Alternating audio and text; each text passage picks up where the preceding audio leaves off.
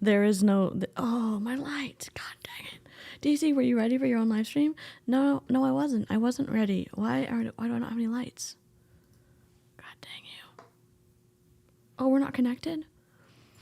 Fiddlesticks.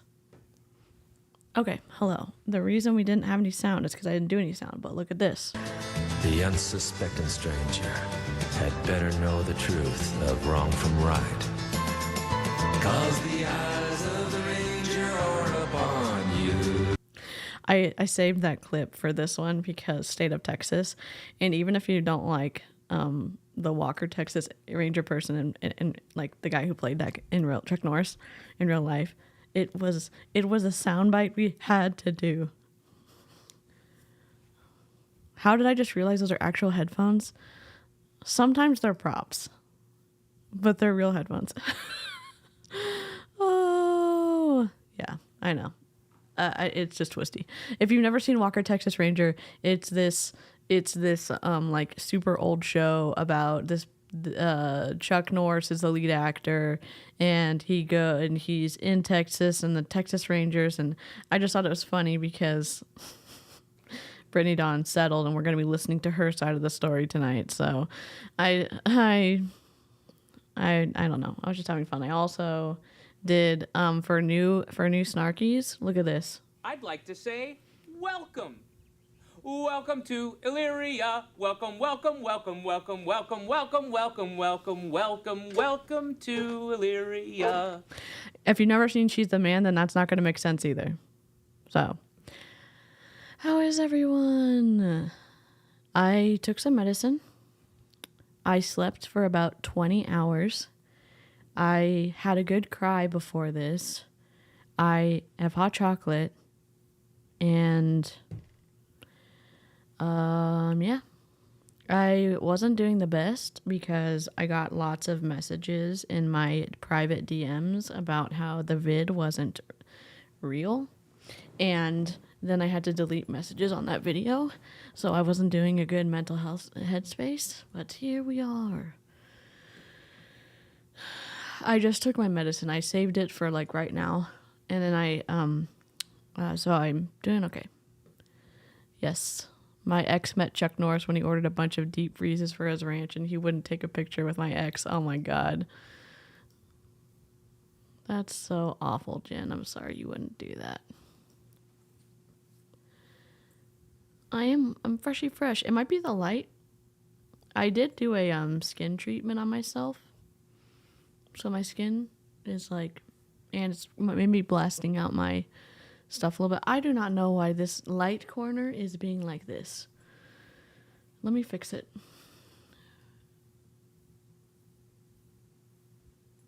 Am I going to be invisible? Okay, that's pretty good. If you can use a good cry, you should. Well, I wouldn't recommend the Holocaust stream we did yesterday. It was just tears. It was tears all day.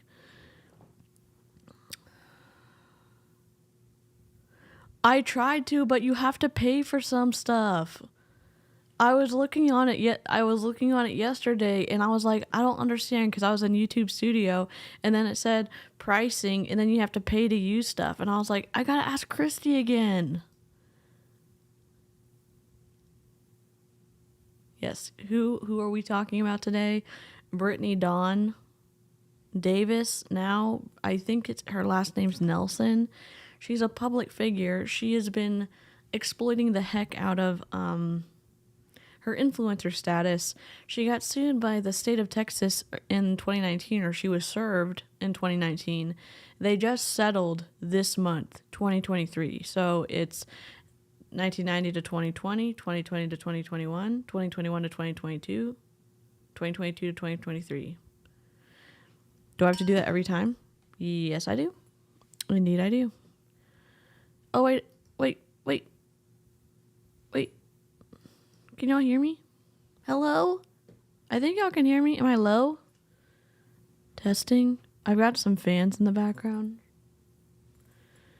My floof is sleeping next to me.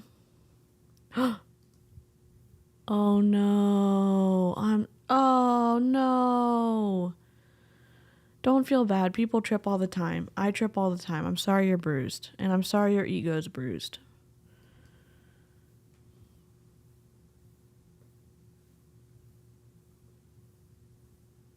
Okay. So you know how she does these, like, sometimes short ones, sometimes long ones? This came out yesterday. I'm sorry to laugh. I'm going to be speaking to this from my own perspective as a human being, my own perspective as a weeping willow, my own perspective as someone who's been in marketing for what I think is a chunk of time. 15 years is a chunk of time for me. Almost 16 years. I'm saying this from my perspective of someone who was raised by parents who told and taught us how to make things right with someone when you've freaking wronged them. And here's her title. Breaking My Silence, : I was sued by the state of Texas. It could have been breaking my silence, what I learned after settling with the state of Texas, breaking my silence, overcoming the wrongs that I did to thousands of people in 2018. It could have been owning up the shit I did before I realized that conning people is not the right thing to do. It's just twisty. It's just twisty. And yes, if you are having also trouble with some of the comments, if you're on a phone with the comments getting stuck and not refreshing, switch back to top chat and then go back to live chat. It will refresh the feed.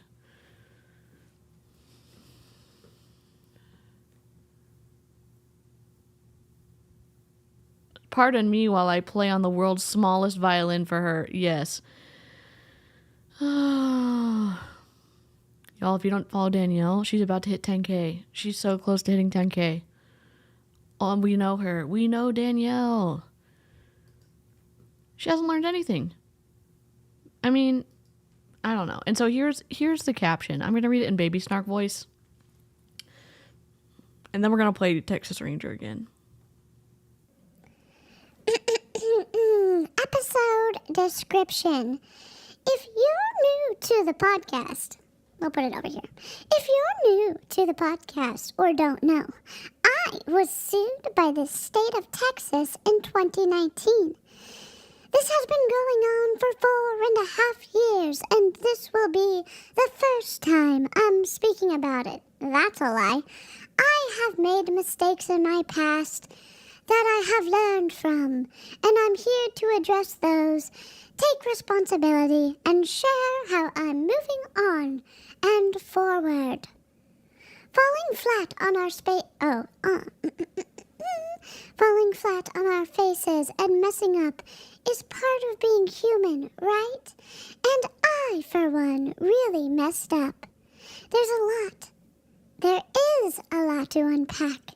So I've decided to make this a 5-part series, both here on the podcast and on my YouTube channel.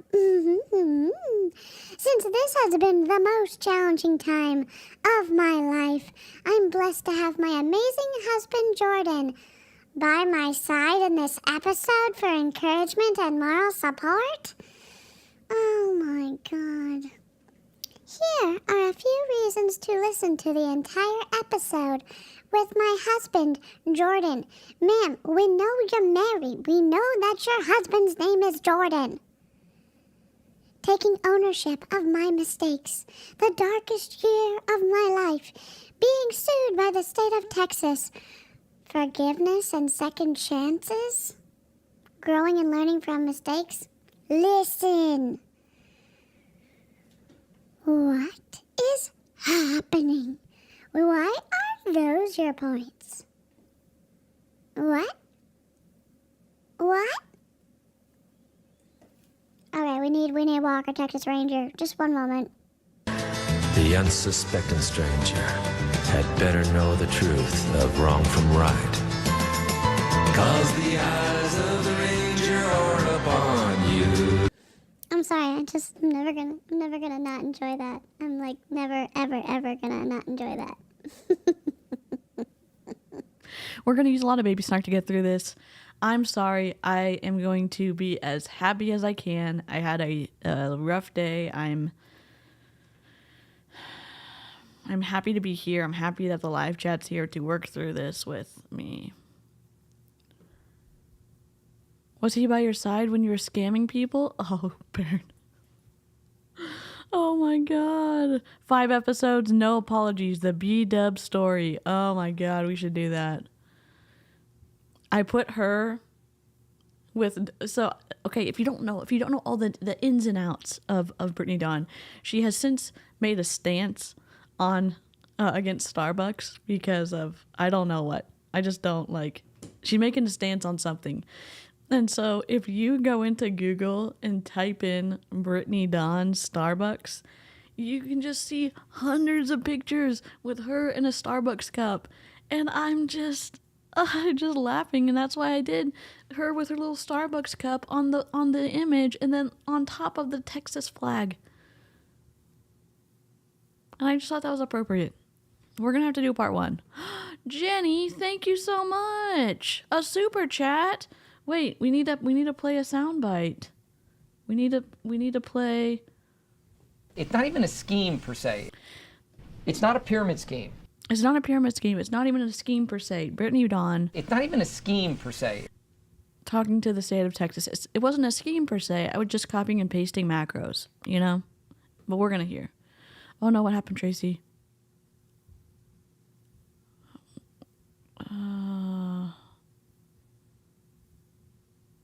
Uh-oh.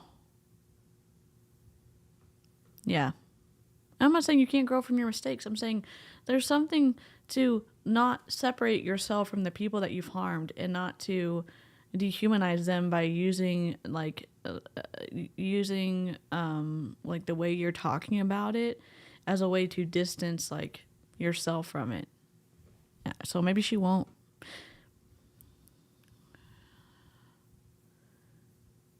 It's okay. Listen, and again, as a reminder, y'all may like me, y'all may like my content. Never, ever, ever, ever sit through a video if it's going to mess with your mental health. We don't play around with that here. Hop out, take care of yourself, play a video game, get a cozy blanket, drink some hot chocolate, do what you need to keep yourself like the healthiest possible, okay? And go sub to the Clown Town so they can hit 2K, okay? There are some rules. There are some rules that I have in the description. They're called the Emily rules. They're from Emily D. Baker. It's just a few things. We're not going to forget our humanity in the process of commenting on the shit show that Brittany Dawn has going on in her side of the internet. And that's what I want to say. We can describe, obviously, behavior. We can describe our experiences. We can describe their behavior and what they're doing. We use the cursey words, but we don't call people bees or whatever. We say, like, that was douche canoe like behavior instead of calling someone a D-bag or yeah. It's my channel. That's what I do here. I just don't want to name call, okay? There's so many hard-hitting and poignant language in the dictionary available to us to describe this awful thing that happened. And I think that's what I want to do. And I'm not going to apologize how I want to do my channel. Okay, let's see if this audio is correct. We want to put her. I'm going to put her. Wait, if she's got a video on this, she's trying to make so much money from this. She's put out a ton of reels. We can look at it afterwards. Breaking my silence. I was sued by the state of Texas. Oh, God. Okay, I'm going to put the screenshot on the screen so we know what we're doing. I'm waiting for the screenshot to pop up. Okay, I think that's good. We can still see the rain. We're still chilling. Right? We've got some tangents, but do we really care? We care about the bottom.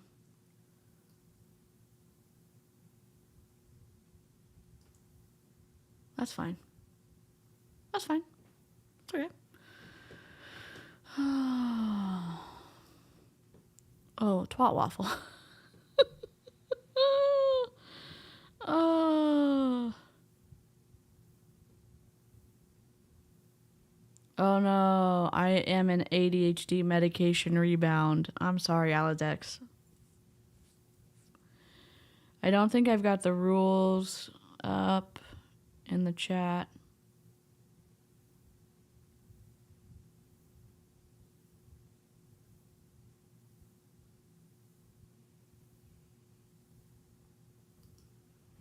Every day Brittany Dawn went to Starbucks and posted it, famous for her pink drink. Maybe they had a pride cup she objected to. Oh, no. She thinks that the cover of the cups is demonic. I remember now. Even though it's based in like Greek mythology, she thinks that the logo is demonic. What are we going to need a trigger warning, content warning for? Content warning, Brittany Dawn. Content warning, probably fertility. Content warning, miscarriage. Content warning, all the things. I don't know what she's going to bring up. She uses everything to make money off of. So I don't know, honestly. I haven't listened to it. Let's see. I'm like shaking right now. You're doing great. Cry. Thanks, baby. You can do this. It just, I think like the Lord highlighted why this has been so hard for me. I feel like I've been living with this secret shame in my heart for so long. I am not. I'm coming at this from, I guess, a human perspective. Not everyone's going to share my perspective on this, the commentary on this. And I'm not going to take away, like, what she's feeling. It's not secret. Obviously, there are some things that you can and cannot do when you're in the midst of a lawsuit. You can't just go on your socials and give the state of Texas evidence against you. I get that. But there's something to be remorseful and change your behavior and then not do similar things, in my opinion, grifting in the religious space for your stuff. And not taking advantage of your foster placements and not making a shit ton of money off of your miscarriage journey. And damn. Well, it's going to take us a long time to get through this. You get to feel bad about the bad stuff you've done. My dad and my mom, like, and that's, I guess, something I've picked up on, but you get to feel bad when you do shitty stuff. Does that mean that it's going to crush you for the rest of your life? No. Is there a time and place to be able to go apologize if the other person's even willing to talk to you again? Maybe. This is a much bigger situation. This is thousands of people in this that the state of Texas was going after her for. And it's really hard. Yeah. To open that up to everyone. Oh, it was almost easier to stay quiet about it. You're listening. You did not just use that as a clip to suck people into listening to this podcast. Marketing, my thing is, I'll give you an example. the video we did yesterday when we were talking about the Holocaust, I'm not going to put music to it because it takes away from the information, okay? It's not entertainment. It's not something to be looked at less or I don't know, diluted because there's music associated with it. This situation, you should have just come in with your intro and you should have just started talking. This makes it look like this would be a bad marketing thing that I wouldn't have recommended my client to do. I wouldn't have. Hi, Christina.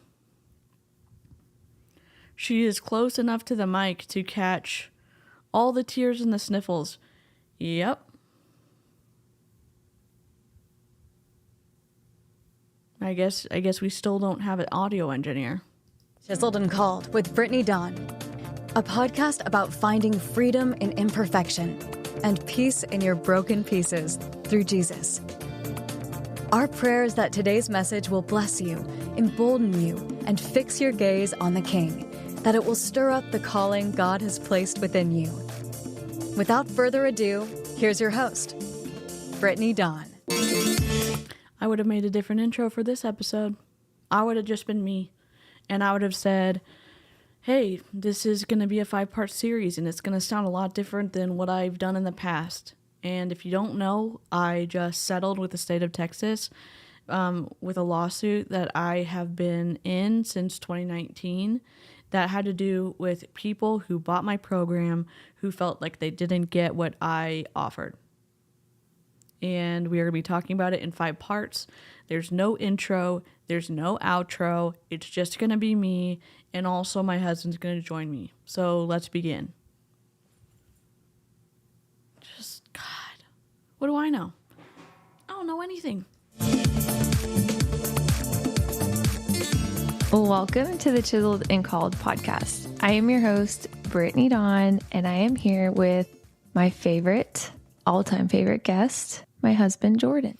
Brittany, whenever you decide to block me, can you just take what I'm about to say as kindly as you can? Get an audio engineer and buy a different microphone. It will just scoop back, just a fist's way away from your mic, or get a popping screen or something. She's like, I'm not going to do it. She's so close. That was a good introduction. Was that better? That was better. Yeah. F you, dude. Oh, I said I wasn't going to call names. I am looking for validation from your partner when she is promoting this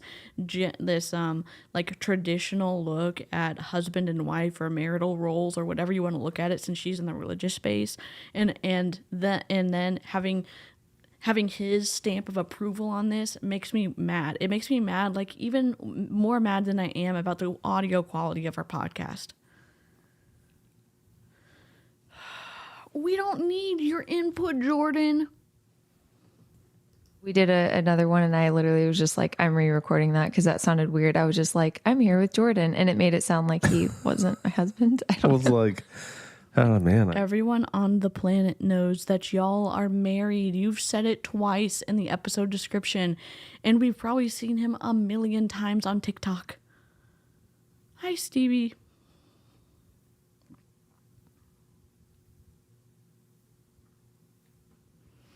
Oh, yeah. Yep, she's married. She's married. And if y'all are going to talk about her husband, make sure to do a content warning, because please do a content warning for the other people in the chat who do not know about her husband's history with the police. Just let other people know, because that's very much and can be a triggering topic for people. So if you're going to bring up his history, please put a CW or a TW before what you're about to say. So CW, police brutality, and then you can talk about it or whatever. Just give people a heads up. Went first name status all the way from favorite guest. I hit the dumps real quick there. No, baby, you're my number one, second to Jesus. Amen. Ugh. I feel like I'm being blasphemous right now. I grew up, my mom and my dad are Christian. My siblings are. I don't know what I am anymore. I have respect for people who are good Christians. And this rubs me the wrong way. And still working out of stuff that I learned in church, I guess maybe that I picked up on, it is still scary for me to comment on some of this stuff because I feel like I'm being blasphemous. And I feel like I'm being judgy.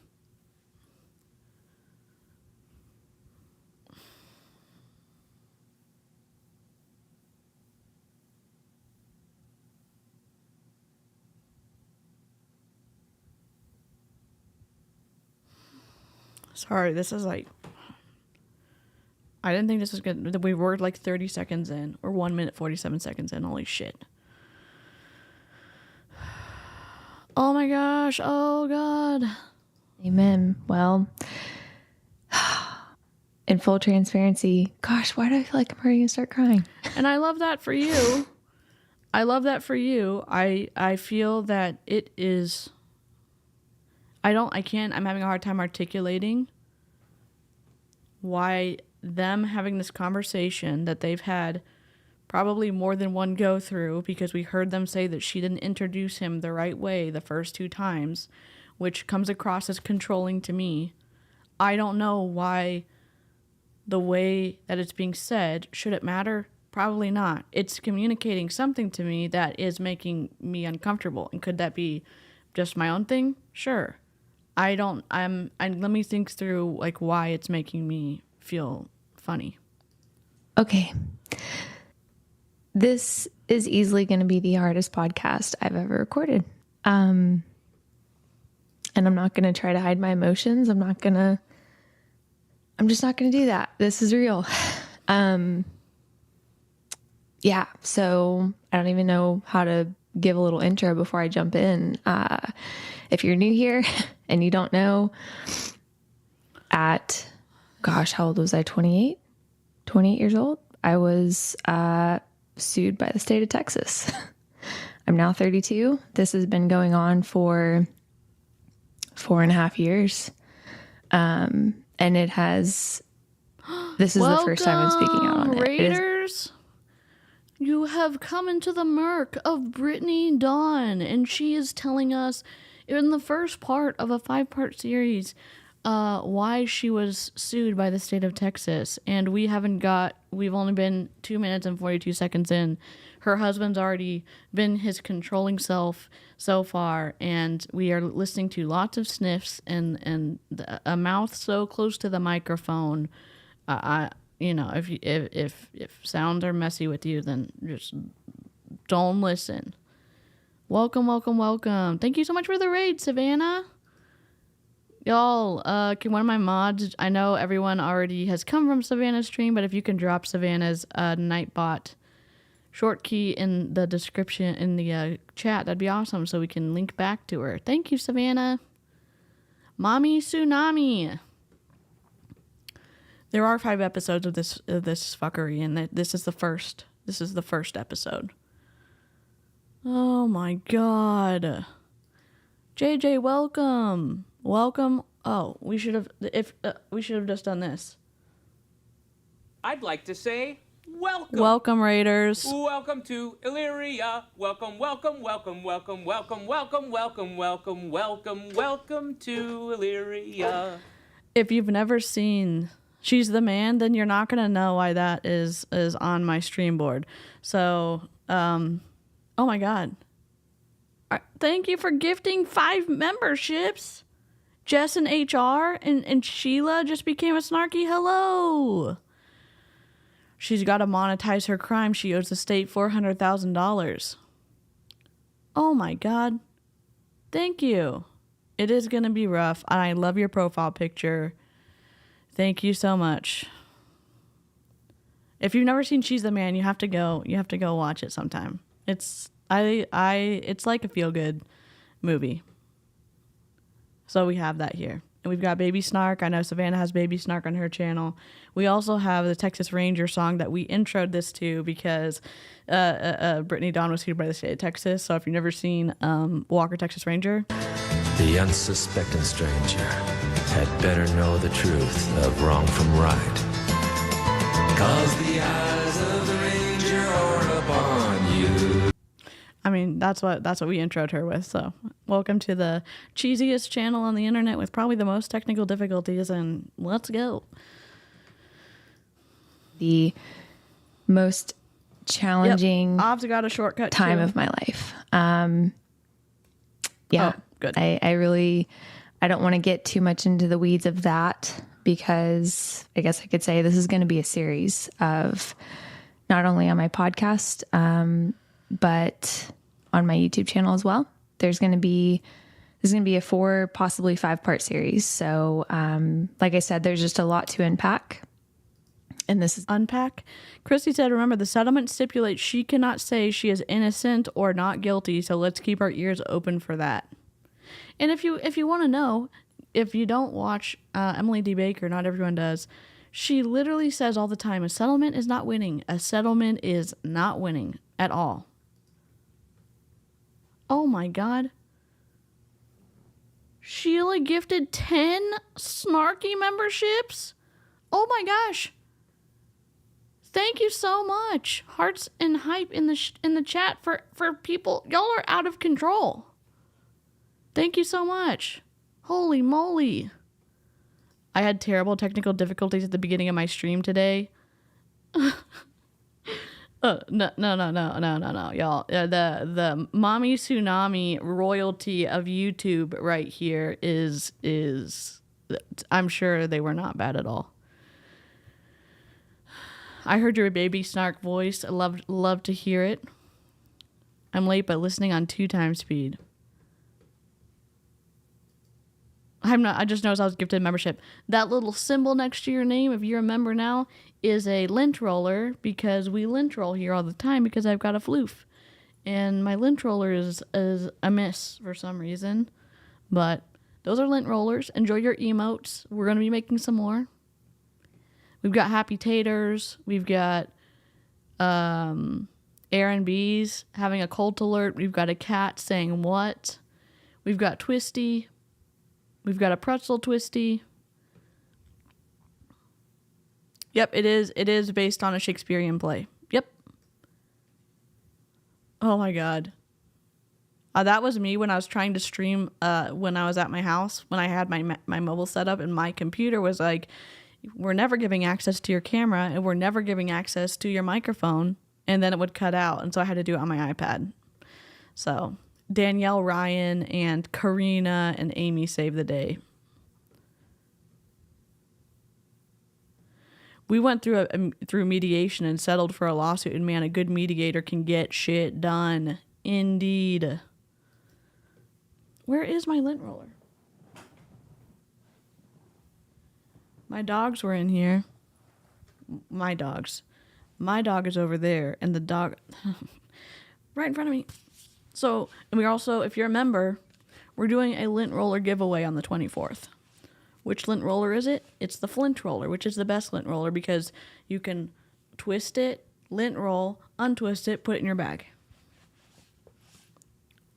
Oh my God, it's right there.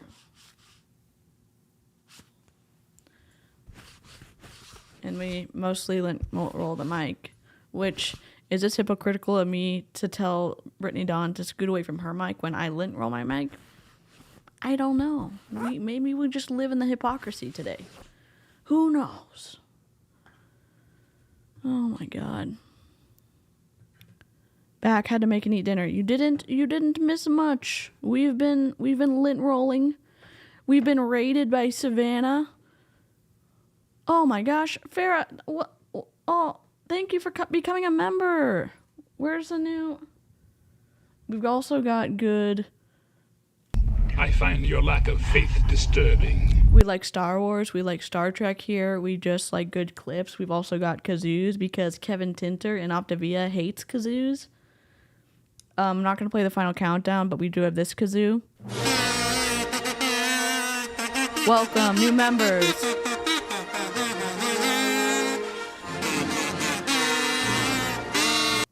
So, welcome to too many sound bites. We've also got the final countdown, but we only pull that one out for special occasions. We've got Kazoo! that's from that old video of the kid selling the kazoo stuff. It's for the last day of school for my son. Oh, wait, I missed something from Sarah. Hold on. Let me type it in. Oh my gosh. I went to meet a friend for coffee and was covered in Firefox's hair. I had to stop at my lint roller on the way. I thought of you. I'm so proud. I'm so proud. Let me see. I missed something from Sarah. I am painting the Lorax on a shirt and hanging out. I love that. It's for the last day of school for my son. Oh, I'm sure your son's going to love that. That's awesome. Sorry, we're distracted? Welcome. We're never on time here. Oh, God. Oh! I almost blocked Danielle Ryan from my channel. Yep, I've got some medicine. I've got some hot chocolate. I called my parents. I'm just trying to go through this slow because yesterday's stream wrecked me. I also got like 20 hours of sleep last night, so. Be the first one, rightfully so. I have mistakes that I've made in my past. I have mistakes that I've learned from, and I'm here to share what those mistakes are, take accountability, and share how I'm moving on with my life. That's just part of, being a human, right? We all fall flat on our face, and I really messed up. I really fell flat on my face. Yeah. I don't know. Is there anything you want to add to that, babe? Well, I was just going to say probably the proper way to start is to give context from the beginning. That's what I was thinking. How it started. Jordan, this isn't your podcast. You don't go here. Wait a minute. Who are you? I am going to say he does have a good podcast voice. I am not... This is me censoring myself.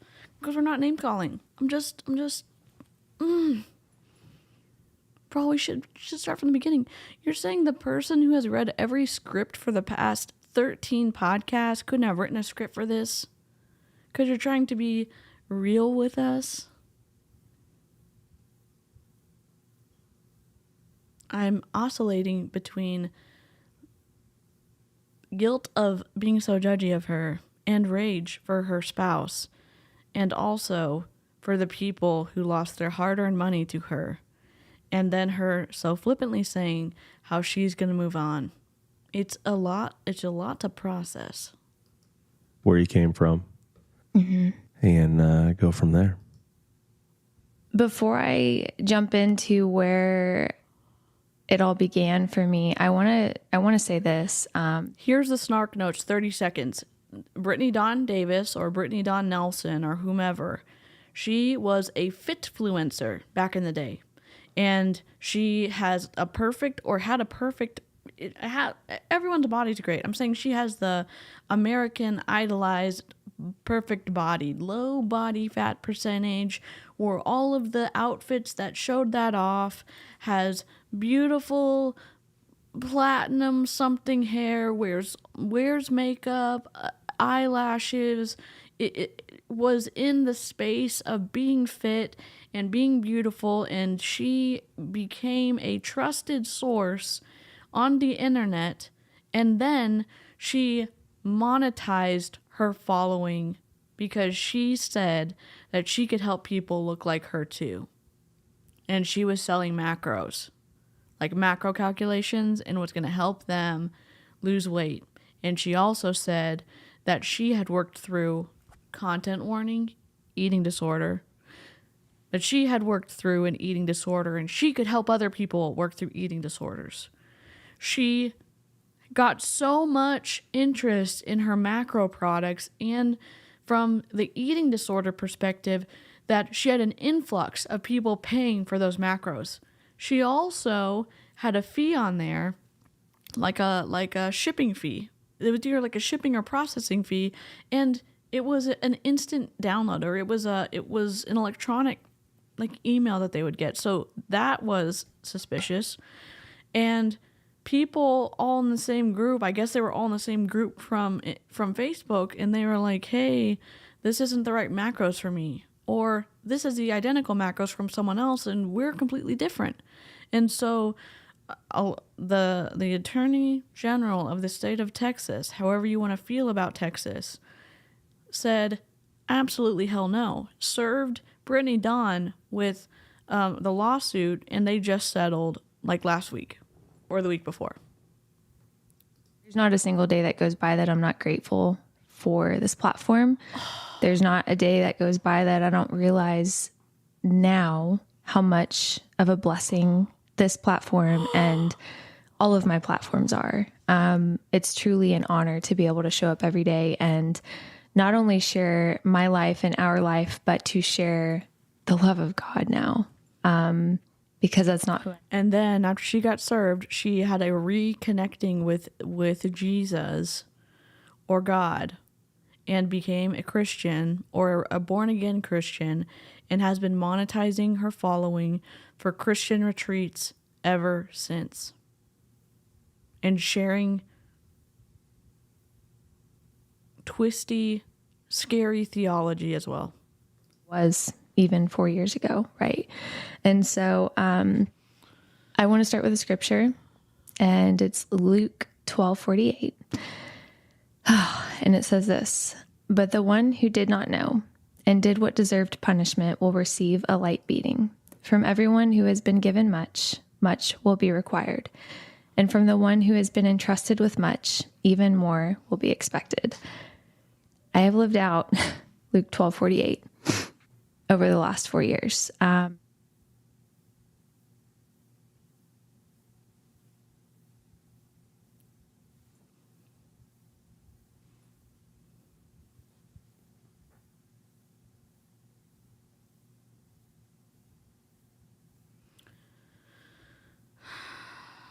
What? Look, we're not dissing Christians in the chat. We're talking about twisty theology and cherry picking verses to make yourself or your lifestyle feel better. There's a lot of great Christians in the chat. There's incredible people who are non-believers in the chat. We are united by our civility and respect and remembering our own humanity and the humanity in others. So we're not going to participate in logical fallacies by saying, oh, she's a Christian, so she must be an awful person, because that's not the case for people. You can't make those informal, logical fallacies about stuff. We can pick apart the twisty things that she's saying. Are we crying? We just started. Yep, I don't know. No, ma'am, you do not get to twist the Bible. That's bullshit. Yep. She said she can finally tell the truth, just more lies. She can't admit her wrongdoing. It hasn't been easy. But again, just like the scripture said, when you make mistakes, you reap what you sow, basically. Not that I did anything maliciously or unintentionally, and that's what I'm going to get to. I just said that really weird. I can tell I'm nervous. Maliciously and intentionally. And intentionally, yeah. That's okay. I'm shaking right now. And you're doing great. To cry. Thanks, baby. You can do this. I think the Lord highlighted why this has been so hard for me. I feel like I've been living with this secret shame in my heart for so long. And it's really hard to open that up to everyone. It was almost easier to stay quiet about it. You didn't stay quiet about it. We listened to a podcast where you said you were going to have a tell-all of all tell-alls and that we better stick around and find out about what you were talking about. You threatened people who were leaving bad reviews about your podcast and that you were going to find them out, that people who were saying things about you online, even though it was their opinion, that you were going to find them out and hold them to account. Where's this humility, whatever, crying coming from? You haven't been silent about it. You've made TikToks and reels and shorts alluding to all this stuff, how there was going to be a day of reckoning for you, that people were going to really find out your side of the story. That doesn't fit in the definition of you being quiet about it. The amount of money that she charged for macros, that's a lot of money for some people. And even not, it offends me. As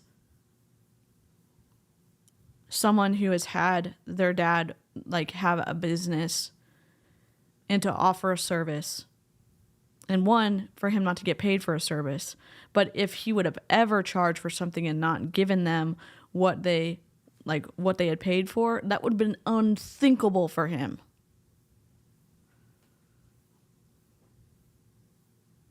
It's offensive to all of the incredible small creators like 𝐓 and others who offer products and services, and Danielle and others who have something that they sell that's incredible, and that when you pay for it, you get it. It's offensive to those people, to me. Because now, with this experience, Brittany Dawn doing what she did, it gives people a speed bump and takes away trust for other people to say, oh my gosh, am I going to get what I pay for? She's also not a dietitian. She can't be giving macros. Good point. Well, and the reason you've stayed quiet about it is because you had to. Yeah. You were forced to. And I think I got comfortable in that. Mm-hmm. I got very comfortable in that forced silence because it just became the norm to me after so long. And now, ma'am, you just settled last week. You could have not said anything before the settlement, or before, even if you had gone to trial, you couldn't have said anything until afterwards. Unless you were just the worst lawyer's client of all time. Which maybe that was the case. What do I know? It's offensive to Jen, who is a personal trainer.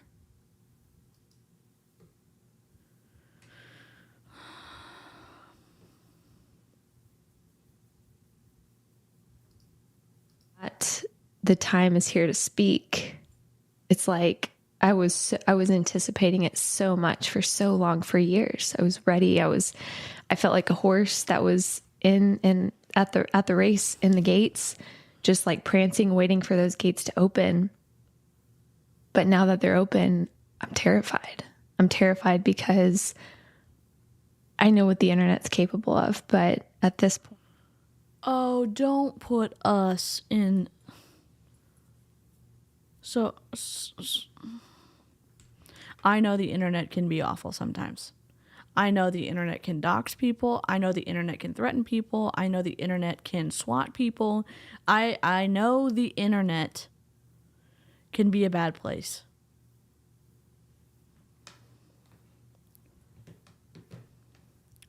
Sometimes you get to feel bad for the things that you do, and if what is being said about you isn't true, sure, defend yourself.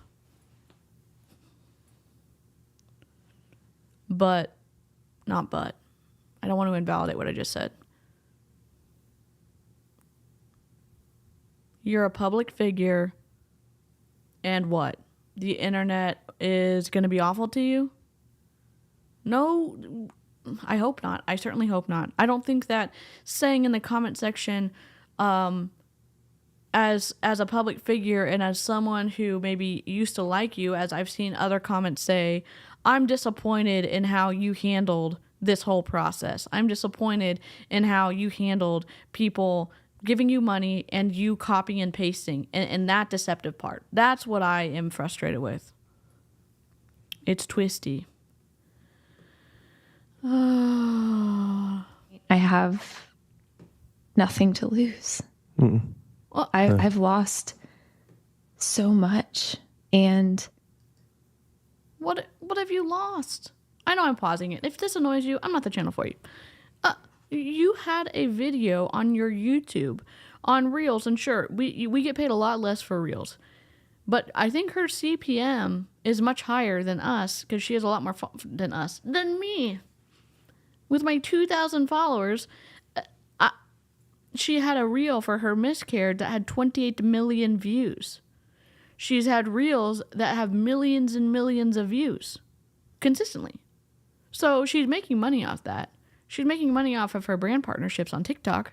She's has a podcast that she's failing on her PR trail. What does she have to give up?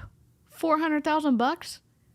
You made like 1.25 or 1.5 million dollars off of the macro deal. this isn't for anyone. Oh, why? Like this is to get my truth out there, the truth out there. I am scared of the internet. However, this is not for anyone. No, I am nervous. You could have been straightforward and said, I am nervous about how the internet is going to take what I'm about to say and how I remember it from before the lawsuit until today when I record this. I'm nervous how the internet's going to take it, and deservedly so, because what I did was shitty.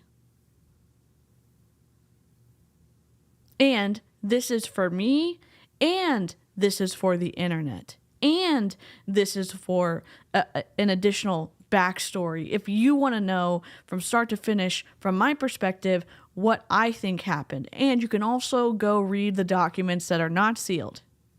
Okay, that's fair. That would have been fair. To take ownership for where I went wrong, for the mistakes that I've made, and to free myself from that shame. Or not free myself, but let the Lord free me. Like when we free myself from that shame, slip of the tongue.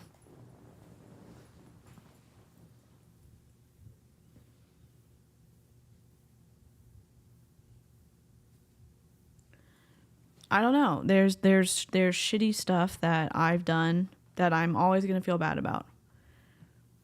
That's not on this level, but it's still something that I was faced with a decision where I could have done the right thing and I didn't. And you could say, oh, you were a kid. I don't care. Same thing when I was in multi-level marketing. Same thing when I was in Mary Kay. Same thing when I was in Young Living. And I was faced with two decisions, and I sacrificed my values to do not something that was right. And I get to feel that forever. Do I want to be crushed under that? No. Do I still want to live? Yes. Do I want her to be crushed under this feeling forever? No, but I think you do get to feel bad when you do shitty stuff to other people. Bring that darkness inside of us to the light. Mm-hmm. The Lord can do something with that. So, man. If I can take a moment and encourage you. Oh, don't bring it into the mic. None of this is scripted. This is just us having a conversation. Yeah, we're literally looking at each other right now. Why? We know it's not scripted. There could have been an outline. Maybe we don't have your husband interrupt you all the time. For as much as I don't like this podcast, I don't like your husband overtaking and controlling it because it's your freaking podcast. Oh my God.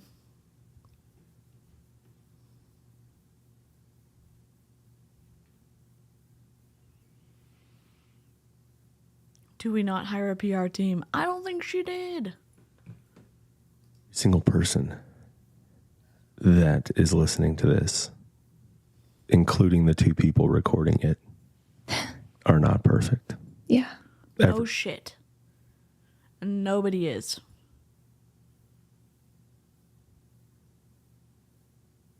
We're not asking anybody to be perfect. We're not asking people in multi-level marketing to be perfect. I'm not perfect. I'm not asking Brittany Dawn. I'm not asking her husband to be perfect. I'm not asking anybody to be perfect. There is something to be said, though, when you forget the humanity in others and you're faced with that decision, and you make the choice where you win and the other person loses, and that's the bad choice, in my opinion. And you were faced with that decision of being overwhelmed and not shutting off your shop and saying, I can't take any more orders, or I'm going to have to refund and pay back all of the transaction fees from PayPal or from the credit card company, and I can't take any more orders. I'm just going to shut this down. I'm going to pay it back as I can. You're faced with that decision and you don't. That's the issue. And you could have said, I was faced with this decision and I let my greed cloud my decisions, and even then I embraced my greed and I chose to keep letting the payments come in because I thought I could get away with it. I thought that I could catch up on the work, and that was wrong. That would be different. There's second chances for people all the frickin' time. One that is listening to this has skeletons. Yeah, I have a lot. There's a reason that saying exists, that skeletons are in the closet. Yeah. Why are they in the closet? Because nobody wants them posted on Front Street. Yeah. With the presence of social media.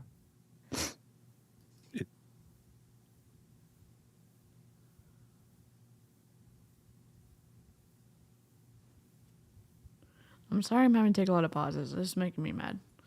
It's a blessing and a curse. Mm-hmm.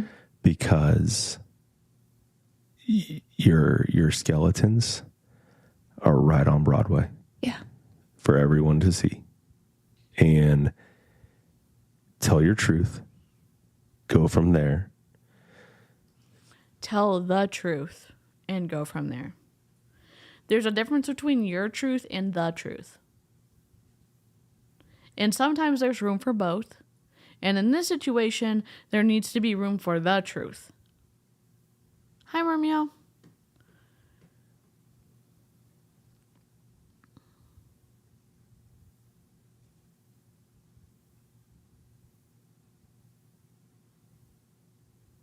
I don't know. I don't think I'm doing this justice by commenting on it.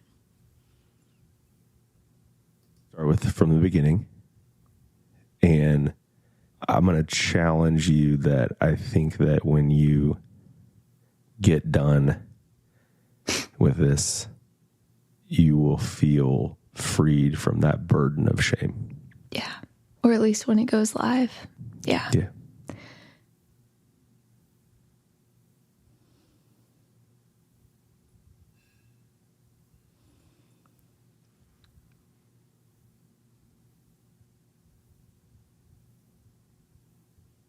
Good night, Danielle.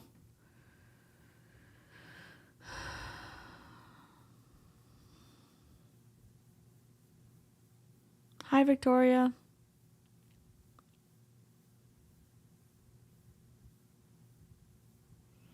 Apparently, people have come out and said he's not religious at all. If true, do you know where I can find that? Probably look at Reddit first, Mackie. I don't look at Reddit. But, I mean, I say that after a few comments had come out about me, I don't look at it very often, and I really try to find my own stuff. And if someone sends me something that's incredible, I think the best place to find about him would be on Reddit.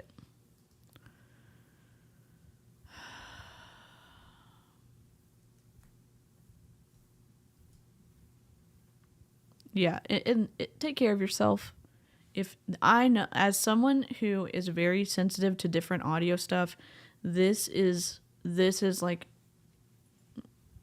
making me feel all the things. If you need to hop off, that's okay. I will take a pity like. But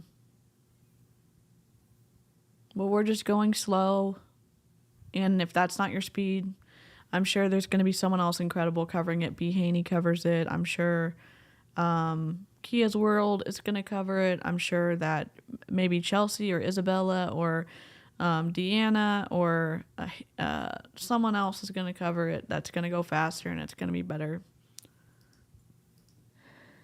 Oh, man. Okay. Yeah, I'm definitely, this is being pre-recorded pretty far out before it's going live, and I'm still terrified. So yeah, you're going to do great. So in 2013, where did you find yourself? What were you doing?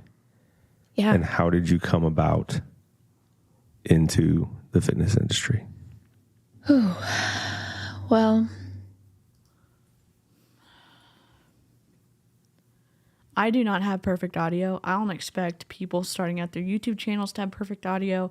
And I am on the far side of being really like having issues where I cannot enjoy some people's content, which is fine. And that doesn't mean that other people can't. The blowing into the mic and the breathing into the mic that you're not cutting out, I'm not saying to close that space. Cut out those. So in 2013, I was in college. There's a ring. And well, no, I'll take it back to 2012. I was in college and I fell in love with fitness. I had no self-esteem, I had no self-confidence. And I remember walking around that college campus and seeing so many girls that were just so full of life and so just, they lit up the room. And I wanted to be that. I wanted to be that girl. Not that I wasn't fun. I was, but I wanted to feel confident like that. And I got back in the gym. I was an athlete my whole life, but I was never fit by any means. I was strong, but I never really cared about the physical appearance, right? Like I wanted to be strong in sports. The aesthetic side. Aesthetics, yeah. But I wanted to also feel confident, like in a swimsuit at the beach with my friends, and I had never felt that before. And so, Content, if y'all are sensitive about diets and talking about bodies, hop out. This is where we are right now. And I hope to encourage you, if this is giving you second thoughts about your own self, don't let this type of things that she's saying sink in. Wear the swimsuit to the beach, regardless of if you fit whatever beauty standard there is or not. Take the picture with your family.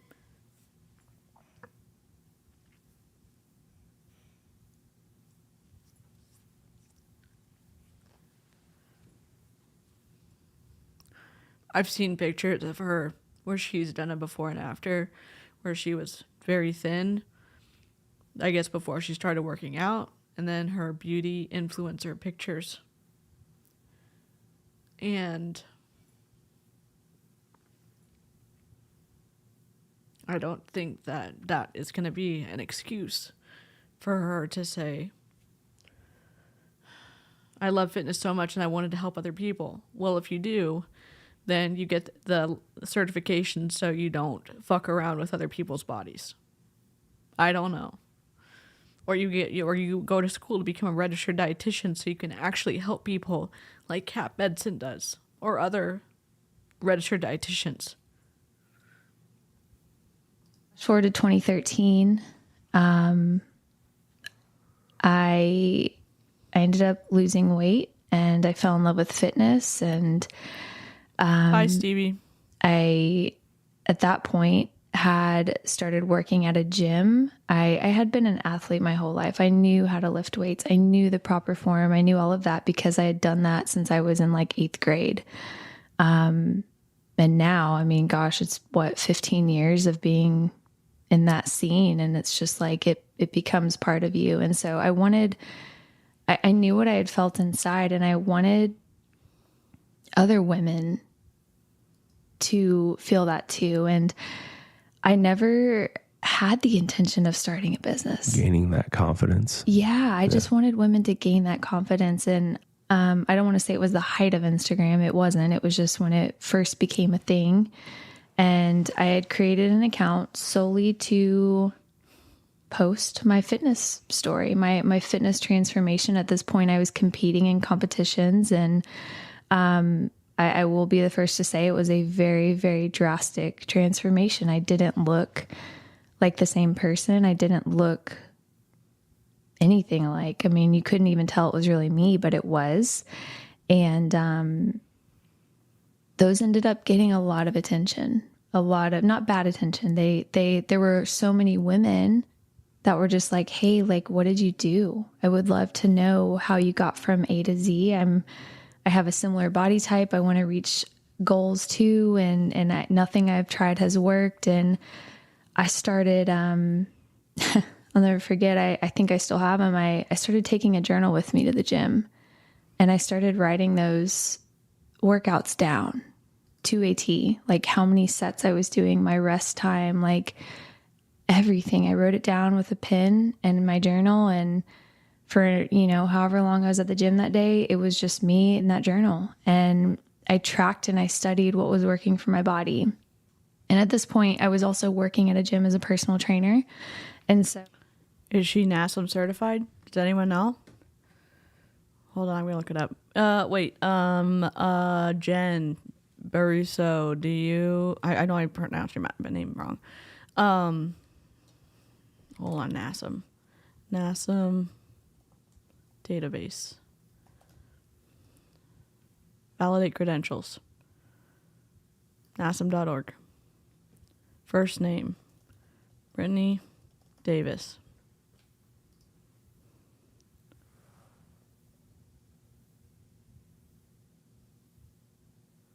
Fitness nutrition specialist, Brittany Dawn Davis. Is that her?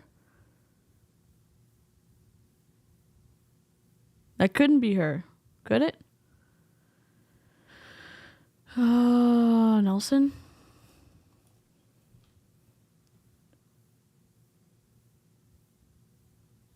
Indiana, that's not her either. I don't think she's certified.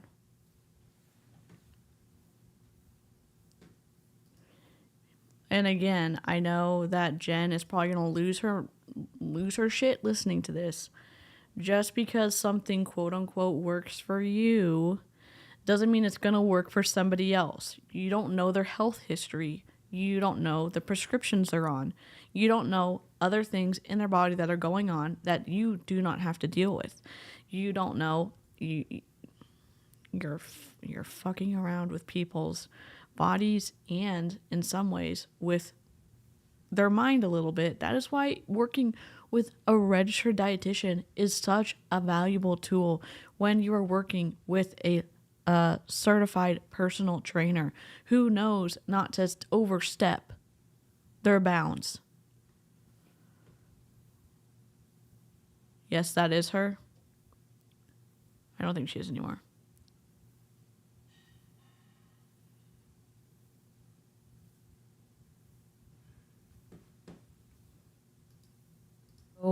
I also had all of those trainers above me that were educating me. And then on top of that, seeking out education from personal training books, physiology books, anatomy and physiology, all those things that.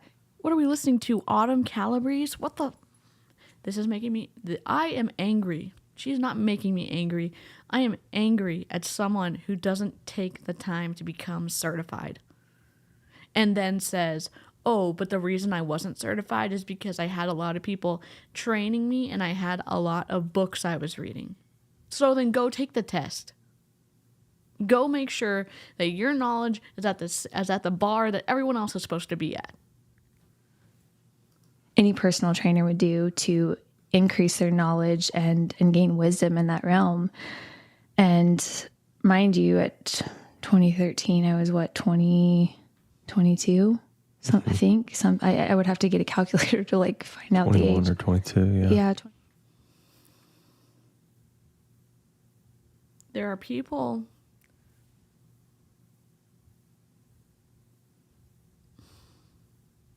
Forget it. I'm not going to get into a military discussion. When I was 22, I was a baby. I was a kid. There are babies and kids who go in and give their lives. And I'm not trying to say everyone is the same belief about the military, but there are people who do. Who sacrifice at that young age and who don't act like this. And I just wanted to help people. So as a personal trainer, my clients were getting incredible results, and they loved working with me, and I loved them. And I'll never forget, just Love is not a replacement for a certification or a degree as a registered dietitian. It's not a replacement. forget them. I mean, you've met one of my. I've met a couple of them. Yeah, they still are friends with me to this day, and I loved it. I woke up every day, just even at 4 a.m. I had some clients that needed to be done at the gym by 6, to get to work, and I would wake up and I would get there and I would train them, and I was just so passionate. I loved it. It just made my heart leap for joy. And so back to the Instagram account, it just took off. And I was sitting in my apartment that day. I was renting an apartment with an, at the time, friend. And I went home on my lunch break, and I just got this idea to start an online website. It was like, I have, I genuinely feel like it at that time was the Lord planting a seed in my heart. Because it wasn't. Don't put this on God. Don't even do it. You know what people do when they get inspired to go do something? Like if they want to go help people in the medical field, they go to fucking medical school and they become a CNA or they become a nurse.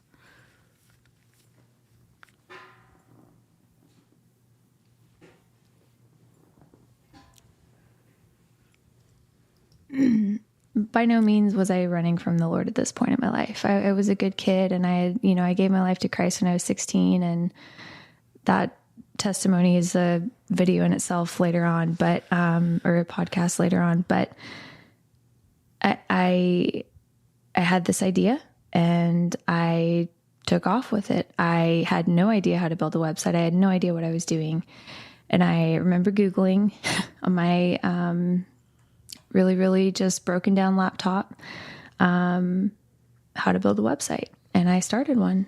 And don't you wish YouTube was a thing back then? Because YouTube was a fucking thing back then, my guy. What do you even know? Okay, let me look. What do I know? When was YouTube founded?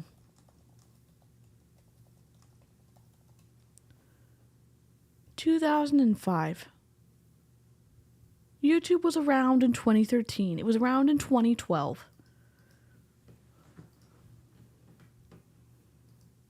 I feel like you can learn anything on YouTube now. Yeah. And I think it was, but yeah, it fucking was. I'm so mad. Let me let my dog out. Hold on. I'm going to keep playing it. Google was more prominent. It was still infancy stage at that point. Yeah, for sure. I mean, this was 9 years ago. About? So you took what worked for you, and what you were having success with your clients in person, and had the idea to start a website. And I did, and it took off in a way that I never could have expected. It took off in a way that no one could have expected. And I put so much into it when it did, because in the middle of having that idea and starting that website, I got a 24-hour notice that I was being evicted from my apartment at that time. I had been paying my roommate, and my roommate had not been paying our monthly lease, and I didn't know that. And so we had to be out in 24 hours, and I didn't have much. I mean, I was a college student working a job, just trying to get by. And I packed up everything I had, and I couch surfed for a month until I could afford a place of my own. I stashed as much of my paycheck away as I could, just like anyone in that situation would have done. And it built a lot of character, but I told myself in that moment that I would do everything I could to never let myself get to that place again. It was humiliating, like it was a really difficult season in my life, and it was a short one, but the Lord can do so much in our heart. And it was a short, difficult season in your life of 1 month of couch surfing. I'm sorry. I'm not being very nice. Another recommendation is make sure that you are paying the landlord the money and not the roommate. I'm not saying that's her fault. I'm just saying be smart when you come into a cohabitation and sharing a rental agreement or whatever, that both your names are on the lease and that your money goes to the landlord so that you don't end up in this position. And that's not me blaming her. That's me being married to a lawyer. A few weeks or a month or however long. And so anyways, that was my drive to build this business. And once I launched that website, it took off in a way that I never, ever could have imagined. There's that saying that sometimes our reality grows faster than our perception of ourselves. And that's what happened. My reality had scaled in a way that I truly didn't think was real. It felt like I was living in a different world, but my perception of myself was still back there. It was still, how in the world are you going to juggle this? There's no way you can. Like, you're this tiny little ant in this world. You don't deserve this. You just got evicted from your apartment. And so there was this wrestle of, okay, but let's take a step back and look at the situation. If you had been paying the money, you don't have anything to be ashamed of. You don't have anything. You were paying the money to your roommate, if that's true. And your roommate wasn't holding up their end of the bargain and paying the landlord. Okay, that's a shitty situation. You don't get to feel the shame of that. That is just something that happened. And you had people you could sleep on their couch. You had safe places to go. Some people don't. I'm not saying you should feel bad about having friends. I'm just, some of this doesn't add up for me. But I'm just skeptical. Being 22 now, trying to manage what was quickly becoming $1 million business. Within a span of 6 years, it surpassed $1 million very quickly. And how do we go from a month where her website took off when she was on the couch surfing, to 6 years she made over $1 million over 6 years? What? I built that on my own. I didn't know what I was doing, but I, just like the American dream, right? Like you learn. You figured it out. You figure it out. Every small business owner, no one knows what they're doing. You just, I think they call that the grind. Yeah. You grind, you hustle, you figure it out. And I did, to the best of my ability. Looking back, there's so many mistakes I made. There's just, again, there's so much that could go into this, and I want to give as much context because this episode deserves it. I want to give as much context but be as vague as possible. You need to get a PR team immediately, Brittany Dawn. And you need to have them listen to this, and you need to re-record stuff. This is not it. This is not it. Silent for 4.5 years on this. So yeah, I'll fast forward to, I didn't realize that hustling and working hard and grinding, there was a time in 2015 to 2020 where that put your head down and grind mentality was the thing to do. You mean all of time?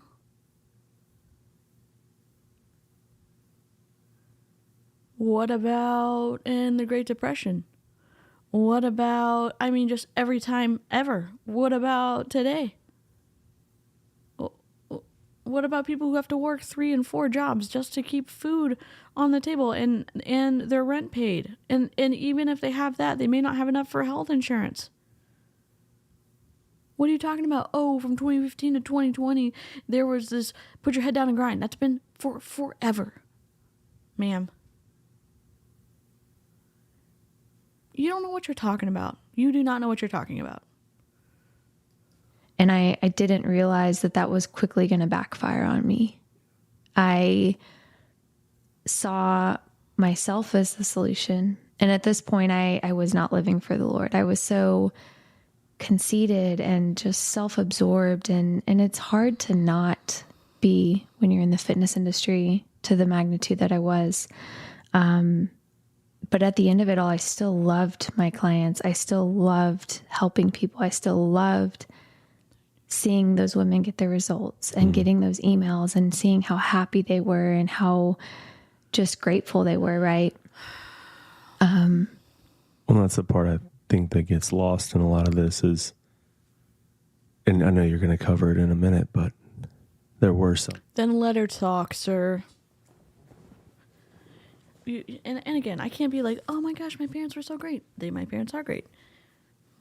My dad doesn't interrupt my mom when she's talking. I will tell you that.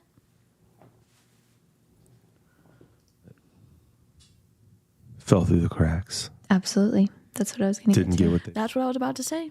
But you didn't let me. You just interrupted me because you're a control freak. Oh, I'm sorry. You're just controlling. Paid for. Had some delayed responses to some emails. Yeah. Hi, Evelyn. And that all comes back to, again, me saying, like, I thought I was my own answer.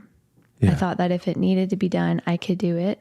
But in the grand scheme of things, there's only 24 hours in a day. Well, and also I think the key point to hit on there is to take ownership for those mistakes, but also to say that there were thousands of happy customers who got what they... If you were a happy customer from Brittany Dawn, can you just leave me a comment? If you were a happy customer, if you were an unhappy customer, you can leave me a comment too.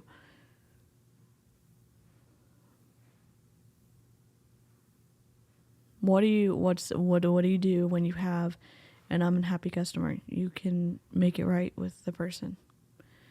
And if you are overwhelmed by the amount of people who need a refund, then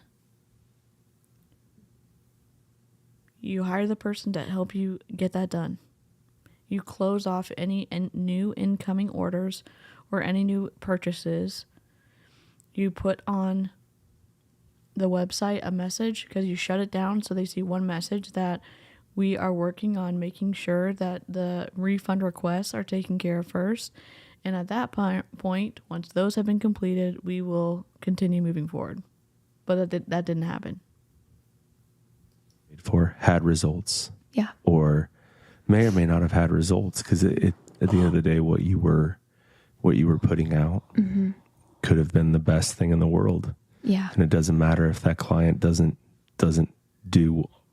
hold up their end of the bargain.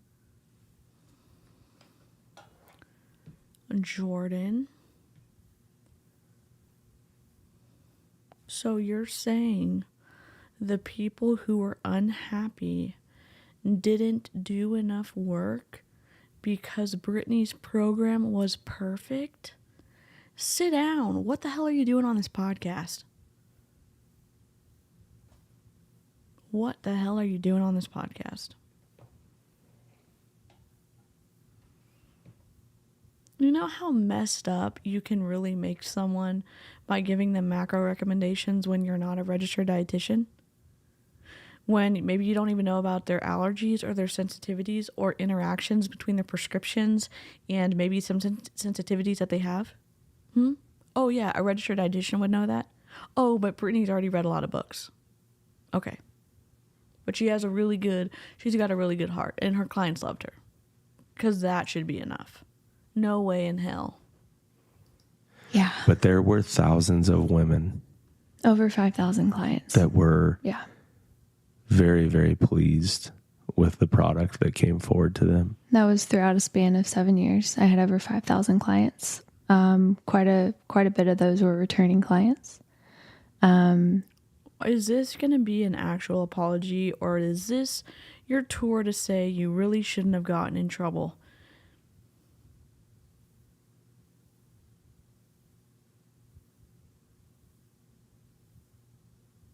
This wasn't a witch hunt for you, Brittany Dawn.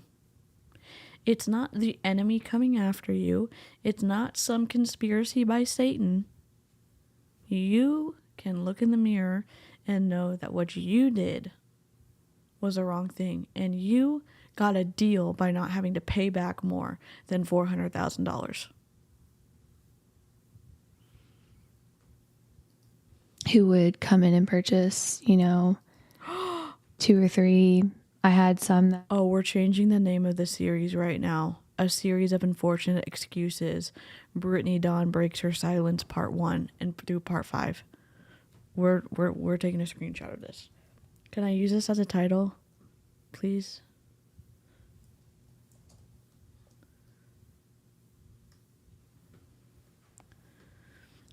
Shelby, our lawyer buddy, called it. I knew there was no way she was going to be honest and humble. He sounds like a control freak. And how slow he's talking? No thanks. If she had over 5,000 clients over 7 years, there's no way she was able to help them personally. Says the certified personal trainer. Jen is in our snark crew. I maxed out at 10. Kat should be coming up too. Oh yes, here's dietitian Kat Benson. She's who's been helping me with my endometriosis, with the food stuff. Oh, I have to use that as a title. You're a genius, seriously. Followed and worked with me for a year or 2. And my goal was to always teach them. And I say this should be any goal with any kind of coaching service, fitness industry or not. They should be teaching you how to apply that so that you can fly with your own wings. You should never have to continue coming back. And that was always my goal.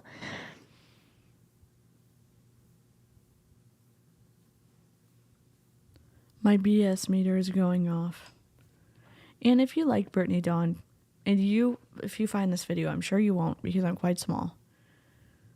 Why wouldn't there be, if they said they were going to be open and honest, there's an open and honest way. Oh God, hold on, my mom's texting me.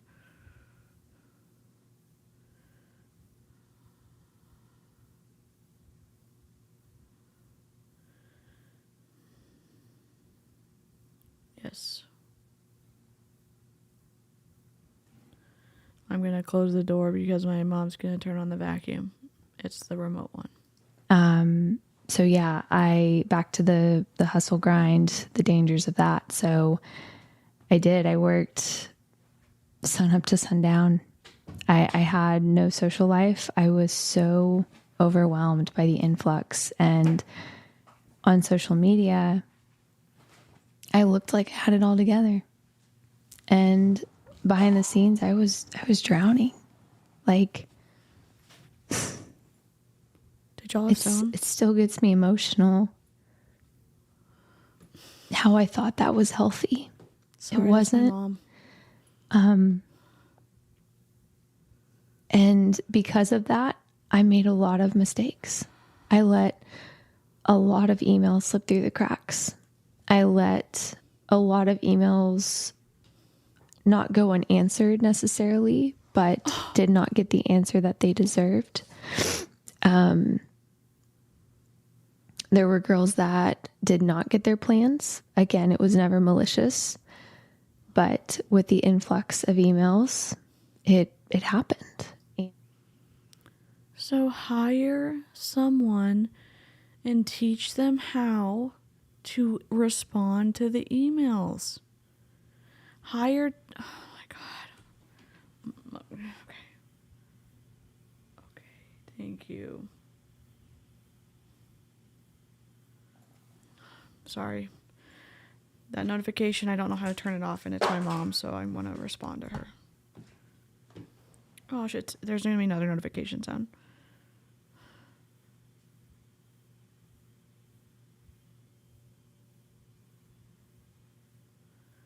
I'm on edge. I'm sorry. And I'm not proud of that. I'm not proud of that in any way, shape, or form. But like, it feels so freeing to say that. Like, to say, like, hey, this is where I messed up, and this is what I did wrong. And you haven't said anything that you did wrong. You haven't said anything that you did wrong. You said, I was really popular. I made an incredible website that a lot of people wanted to use, and so many people wanted to use my services that I couldn't keep up with emails. You didn't say one thing that you did wrong. Where everything happened in 2019. I'm so sorry to everyone listening. This is kind of all over the place. I'm trying to paint the picture. Okay. Am I doing okay, babe? There's so many details. Okay. But if your partner, whoever you're with, doesn't empower you,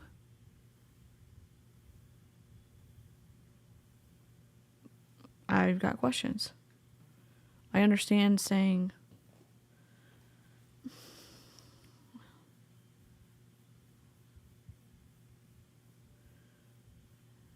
that's fine.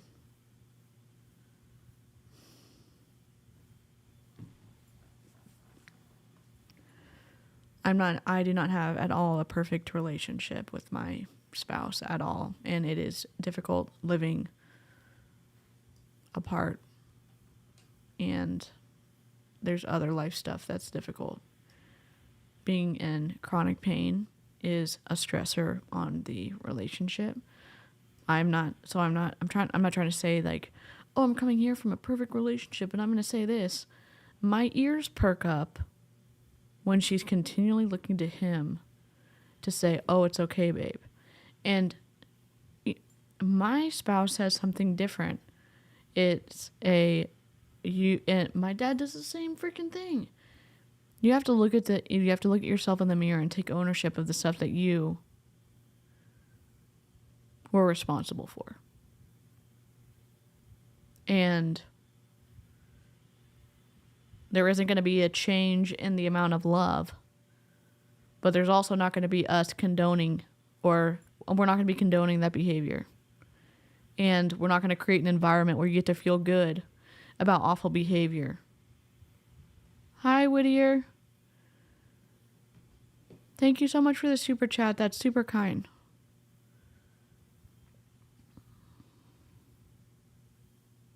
There's something different when you create an ecosystem where bad behavior is allowed to grow in whatever, plant roots, because the people that you're close with or your friends, if you have any friends, aren't able to say, look, as your friend and as someone who knows what your core values are, this is wrong. And we're not going to make life comfortable for you and let you continue doing these things that you've told us that you don't want anything to do with. And she keeps looking to him for the validation, the pat on the head, the good job, sweetie. And I don't think she's doing a good job. I don't think this is clear chronologically. I don't think it's been clear. It's been vague as hell.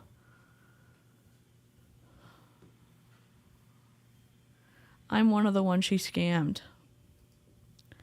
This is all disgusting. And using her Christianity to make it all better is even more disgusting. I'm sorry she scammed you, Kate. And what's even worse, and I can imagine having been scammed and listening to the person who scammed you try to make themselves out to be the victim or the victim of their own circumstances, and how all of this was unintentional because she was so fucking popular. I'm sorry that she did that to you. And that is wrong, what she did.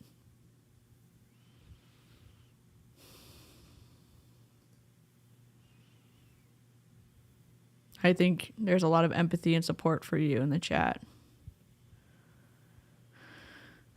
There was a lot of people who started trying to seek legal action back in a Facebook group in 2018, 2019. She then reported the group to Facebook. We were shut down because of slander and other shit. And that's information control. And it's not, telling the truth is not slanderous.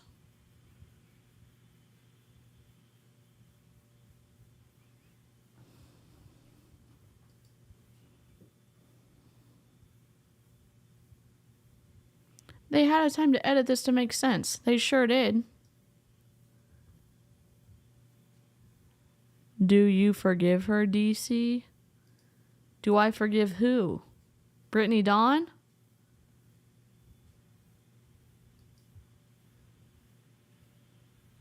Who are you asking me about forgiving?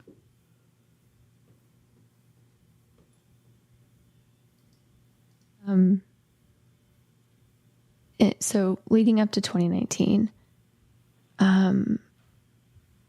there had been a few girls that had emailed leading up to 2019 asking for refunds. I had a very strict no refund policy on my website. I had a very strict no refund policy on my website, even though I was not giving out the things I was supposed to be giving out. A contract that girls had to sign, stating that they did not have an eating disorder. So they knew that when they signed up with me, they could not have an eating disorder. And if they did have an eating disorder, that would be addressed. I would refund them, etc. Which happened on a couple of occasions. Absolutely. Yeah, absolutely. So leading up to 2019, thank you, Jennifer. There were some girls that had emailed me. Hey, I don't have a mod chat. I know Lynn's getting ready for work.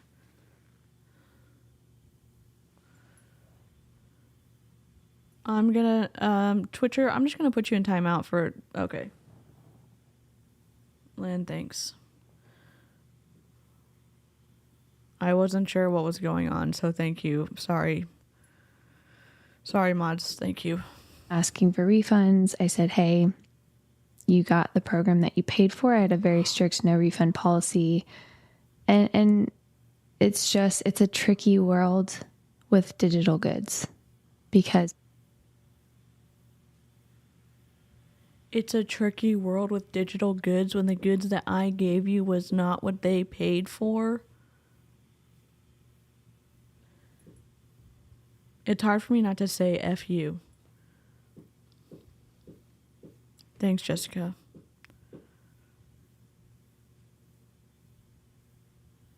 And thank you, Lynn.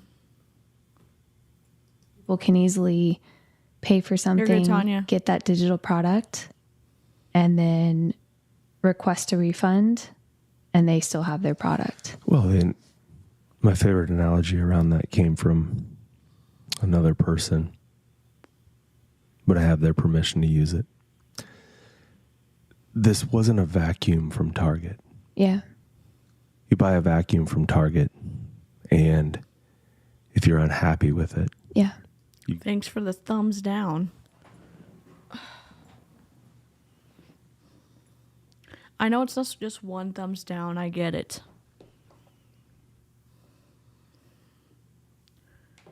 I listen to information from all types of sources. I don't just listen to things that agree with me and or with my type of thinking. And I've changed my type of thinking when I've been presented with new information or when I've had discussions with kind people and having been able to talk with them about stuff.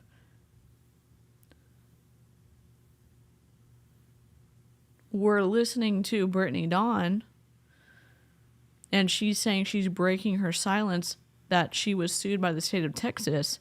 There's no humility. There's no accountability.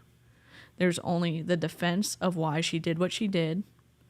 And what is that like for the people who were taken advantage of by her? She's now talking about that she had a no refund policy. Well, if they didn't get what they paid for, then that's on you, Brittany Dawn. Take it back. There's a couple of things that happen at that point. That target either sends that defective vacuum back to the retailer, or it's sold on a wholesale market, refurbished, whatever. But eventually, like, Target doesn't hold the bag for the value of that vacuum. It goes back to the manufacturer. And typically those manufacturers will refurbish that, sell that at a discounted rate to recoup the amount that it costs to purchase or to produce the vacuum. Yeah. Sir,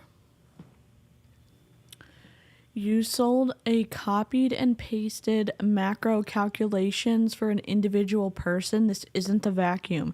It's not a coffee maker. It's not a physical product of any kind. It is a collection of information that was supposed to be calculated for the person receiving it. And what is he about to say? Oh, we couldn't actually give the refunds because we would lose money. Right. With the digital goods space, that's the reason for the no refund policy, right? Yeah. Because how do you get your program, whether that's your workout plan or your diet program, and then say, well, what ensures that you, as the provider, get that back? You can't.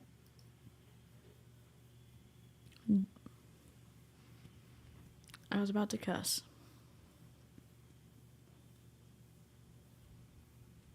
This is gaslighting so much.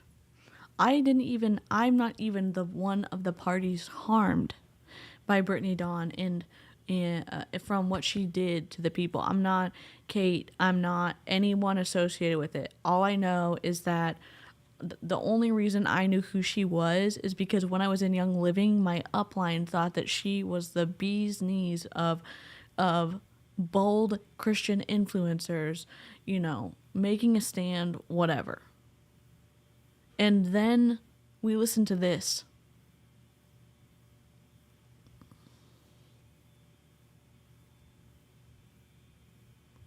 They're the wrong fucking macros. Copy and paste, or not even getting something sent to them, or saying this is completely wrong, or you said it was going to be like this and it wasn't. It was goods and services unfulfilled. Okay, Twitcher, bye, buddy, you're gone.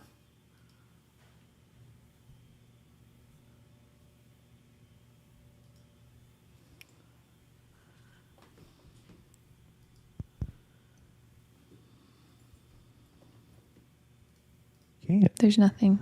Yeah. And that was the tricky part. So I think the key point to differentiate there is, sure, there were some folks that didn't get theirs, but they were refunded. Yeah. And I think I know where you're going with this, and this is leading into... I blocked them, Lori. How this... The pivotal part. The pivotal part. Or I tried 2019 to. Where everything came about. Is there a mod available to see if I ban Twitcher? I can't. Let me look on the back end. Sorry. This is new to me to have. Edit. I know I don't. Let's see. Managing moderators. Hidden. I'm just looking to make sure Twitcher's on here.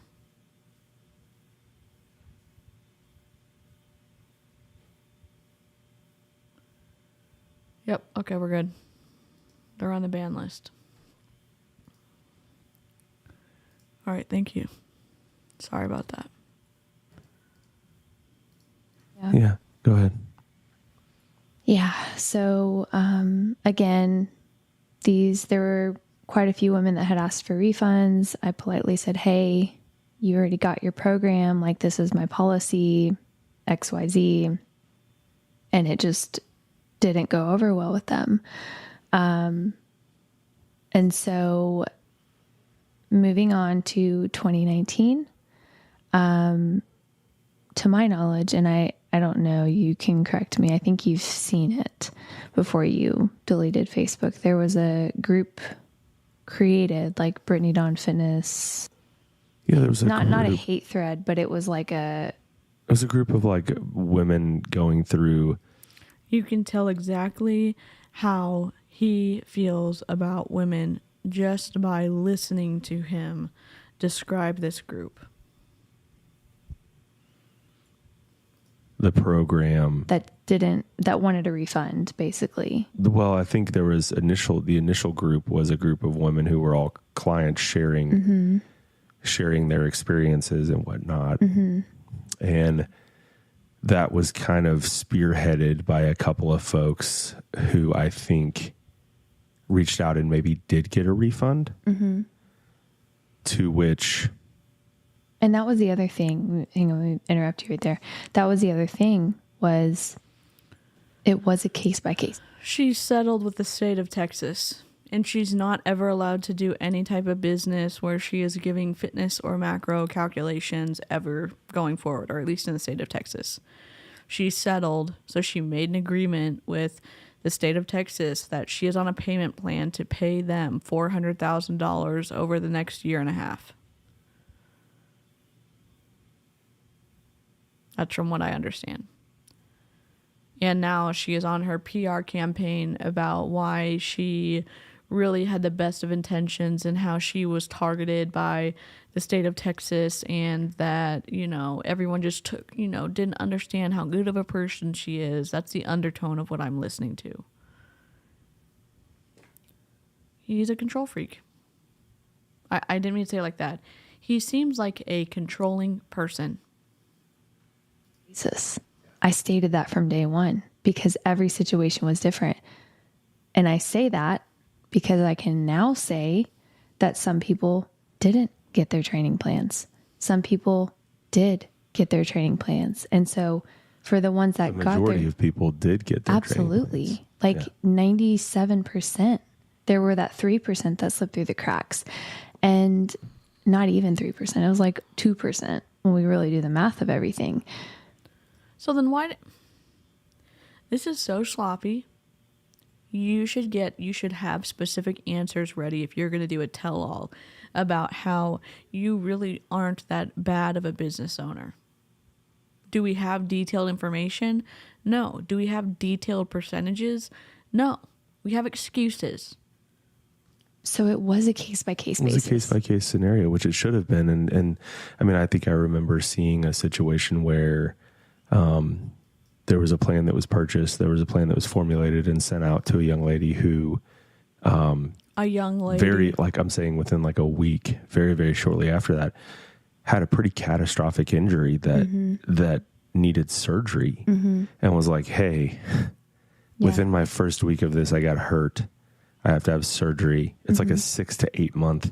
And she didn't get hurt from the plan. She got hurt. That needs to be clarified. Yeah. Okay, Dave. But there was extenuating circumstances like, hey, I saw the email. Yeah. Hey, I've got some pretty extensive medical bills coming up. Like, I know it's only $100, but that's going to end up being a lot to me here shortly. A refund was extended. Yep. As it should have been. That's a case by case scenario. Yeah.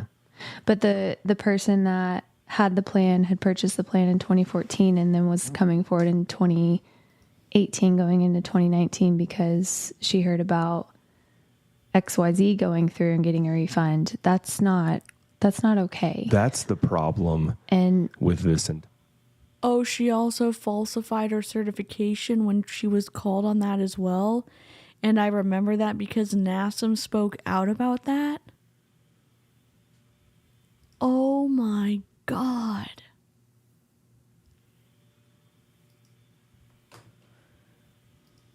Thing yes. is the people who 2014 2000 through 2018 who were customers received what was purchased. Well, and that's the thing is like there were clients that slipped through the cracks in those years of 2013 to 2019. There were, and that's a lot of years.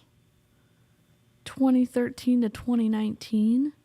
That's 7 years. You're saying that they were slipping through the cracks, that there was no accounting done to make sure that your books are balanced?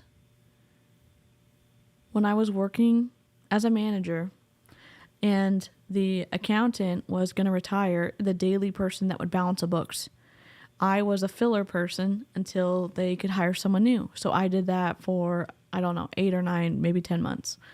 So what you do is you take in all the sales from the day and you make sure that the credit card machine and the cash received and the checks balance out with the invoices or the things that were rung up. So you check for double charging, you check for credit cards not having been swiped through, you check for people not giving the correct amount of change or whatever that is. And then you cover it so that your books balance. What are you saying? That you had money coming in and that you weren't balancing your books for that entire 7 years? That's unimaginable to me.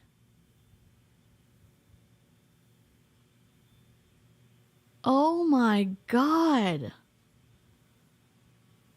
again, that just goes back to my business blew up. My business, I don't say it lightly when I say it went 0 to 100 real quick. It was the most insane thing. I didn't feel like I was living in my reality. And there were people that slipped through the cracks because of that. There were people that Hi, Harper. just fell through, right? Like they didn't get their plan, or they didn't get the plan that they paid for. Cause that was the thing, it wasn't like a situation where you go and you pay for something and it's immediately sent to your email inbox. There were some. Why not? Why not? What system did you have set up? Maybe because you said you were going to be sending them custom macro plans? Or maybe Kate can tell us. I'm confused. Either way, you have money sitting in your account that you haven't balanced. So you balance it by moving it over to whatever, that you sent something out and that money's allocated for that product so that you can zero out at the end of every day, or at least at the end of every week, or twice a week. Of my programs that were like the month 1, month 2, like I had where you could go in and purchase workouts and not work with me personally. But if you wanted an individualized plan, which is what they were personally sent out to you by me. I didn't have someone else doing that. More lies, more... I say lies. That's my opinion. What is happening? Let me ask you this.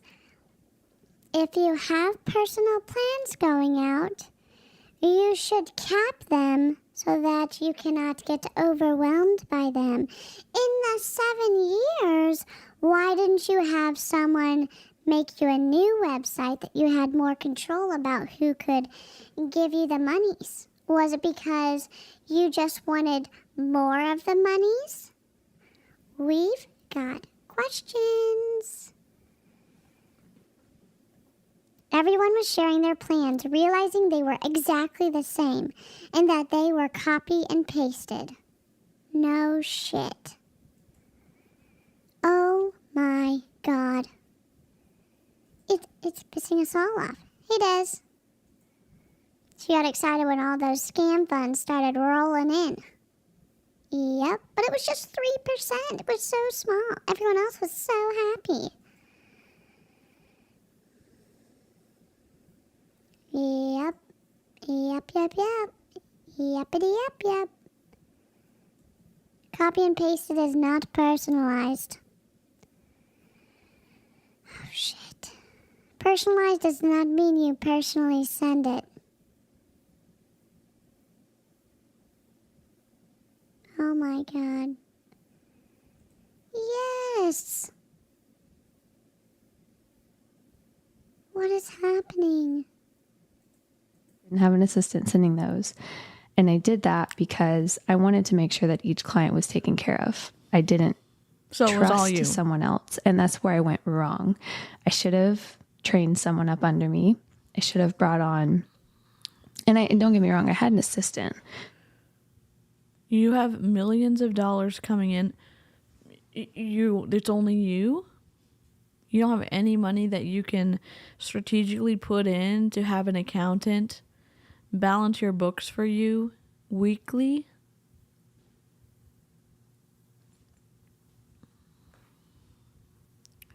It's disrespectful. It's disrespectful to the people who lost money to you. It's disrespectful. I had 2 assistants at one point, but they weren't for that. They were for my personal life to try to help me allocate more time into my day. And so my mistake again is I should have brought on a team. I had the income to bring on a team and I didn't. And that's where I went wrong. Wow. Oh, Jane, thank you so much. So happy that Savannah Marie sent us to you, loving you, a gift just in case I missed your B-Day. Thank you so much. That's so kind. We need a sound effect. What's a good one? I'm going to make this way harder than it needs to be. Brittany Dawn. Thank you so much, Jane. Glad you're here. And I hope you like the live chat. They're pretty welcoming. Sometimes we get spicy, but here we are. I'm sure she didn't even remember to at least have the client name auto-populated. Des? I would agree with you. Oh my God, that is where she went wrong. 𝐓 has an incredible small business, and 𝐓 does stitch markers and craft items for like if you like crocheting or knitting, and 𝐓 is on top of the shipping process and the quality of items sent out. So I'm sure that 𝐓 is fuming. I'm just confused. I wish I could go back and fix it. Because it was a $400,000 mistake? Or your reputation got wrecked because you refused to take accountability? Which part are you wanting to go back and not do because people found you out? I'm confused. But I can't. And so all I can do today is say, this is where I messed up. And I'm so sorry, and I'm learning from it. This is where I messed up.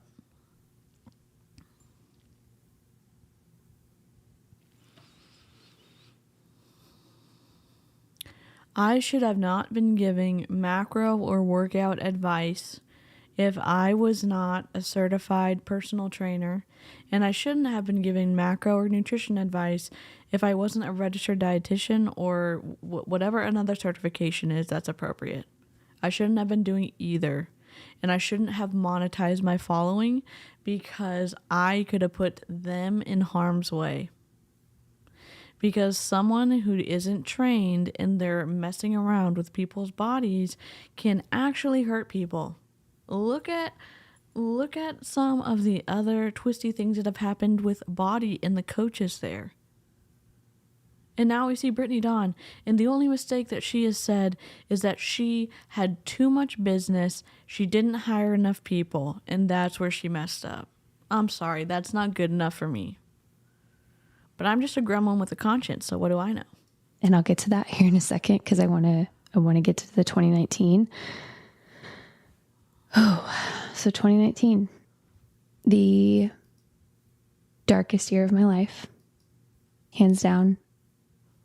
And again, this is not a testimony because this is about my lawsuit, and this is about me sharing where I messed up and me taking ownership for those mistakes. And my testimony does not deserve a place in this video or podcast. My testimony? You know what's a more meaningful testimony? When you walk in actual humility and you actually specifically talk about the areas that you messed up.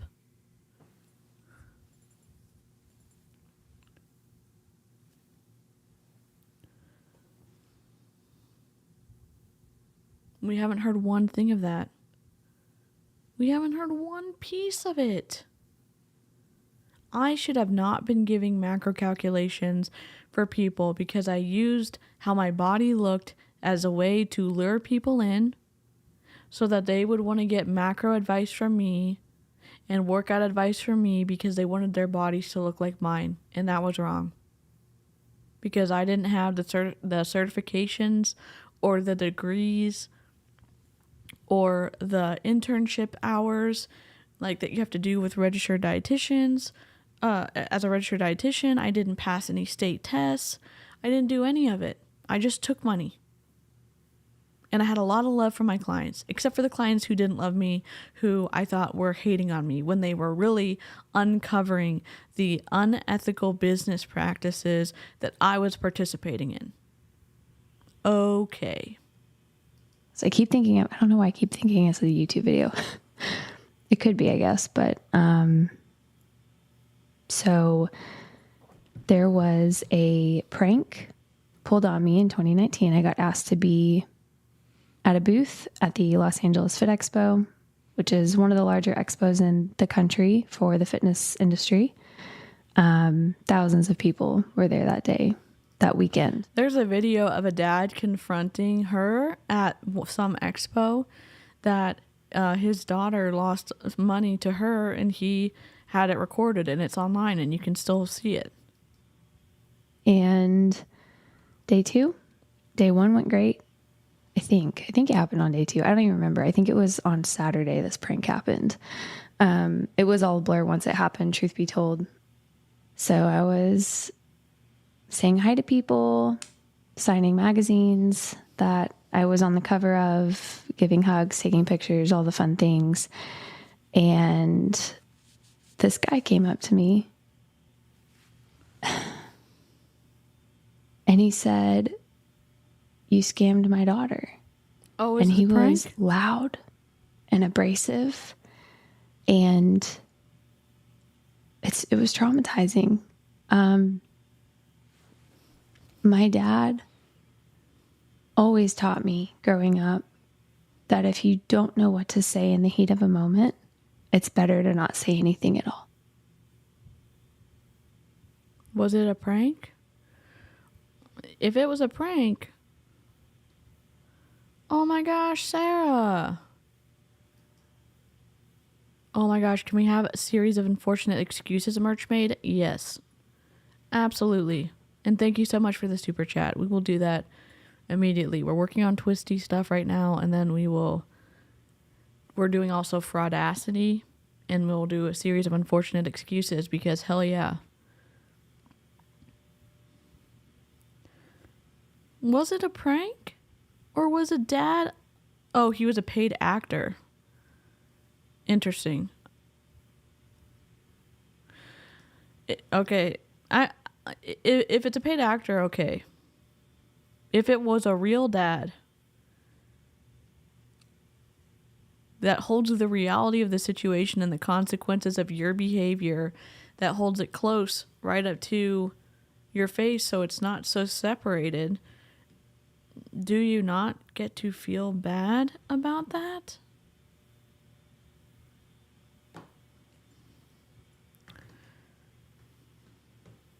And if someone did that with a paid actor, then I'm not for that.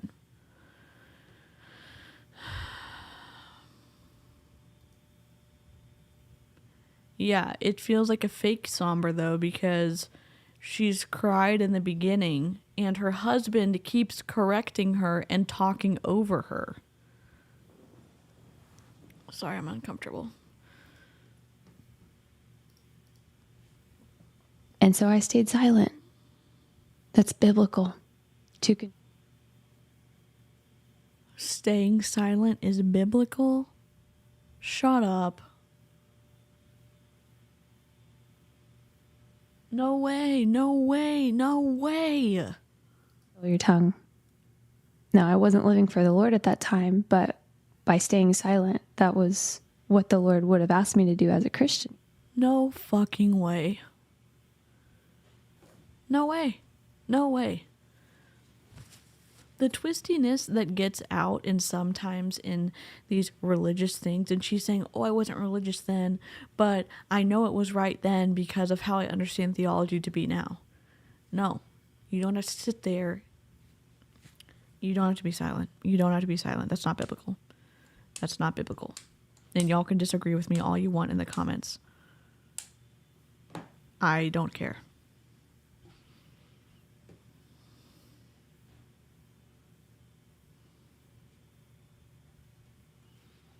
I don't care. And if a kid hears that, and a kid who's still forming how they see the world, and they're looking up to people to figure out how to relate with people, and then they learn that being silent is biblical, it is a cesspool of an ecosystem for awful shit to happen.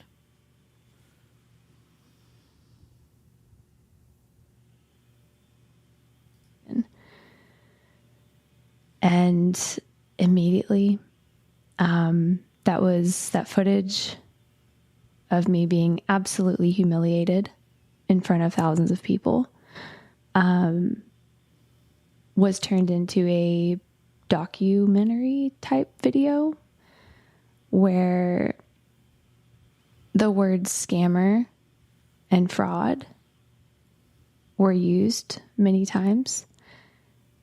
And a completely false narrative was then perpetuated on social media, on news headlines, and it ultimately became what people knew me for.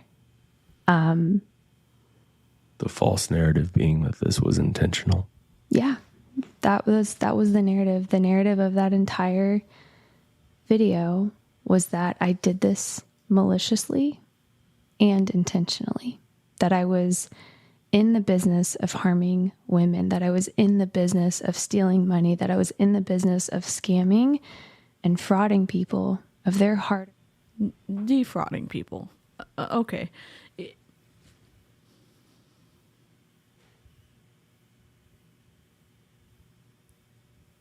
You're faced with the choice of being overwhelmed, and you decide to take profit over people.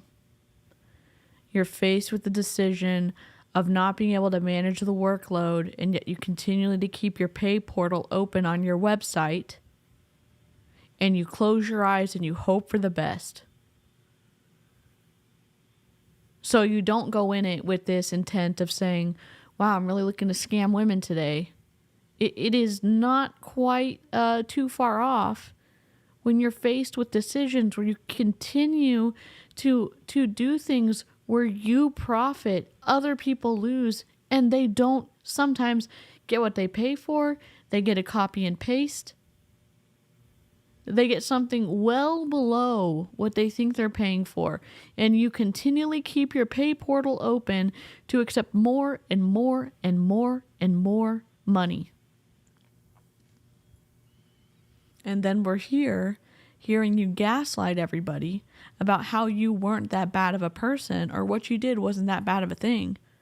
When sometimes you get to sit right next to the feelings of how many people you hurt financially. Oh, it was just $100 here. It was just $250 there. That's not your money.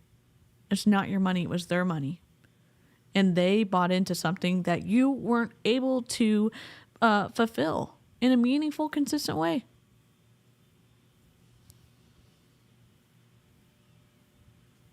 This would have been so... And they had to pay for shipping for a digital fucking item.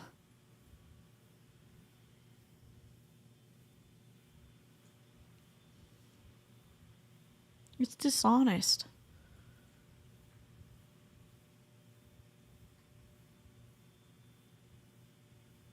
Sorry, I take a long time to think through things.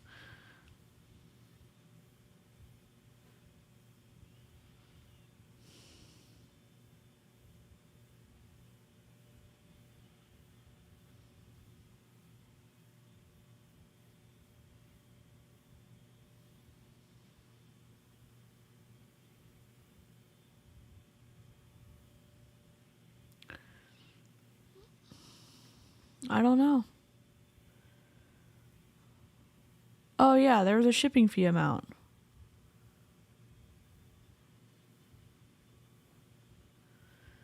Can you do a sample size with some friends and get feedback? What's up? Oh. Can I send you one of Caspian? I'll pay for it, and I won't be disappointed. I'll give you a picture of Caspian. If you want to do it with a safe person, let me know.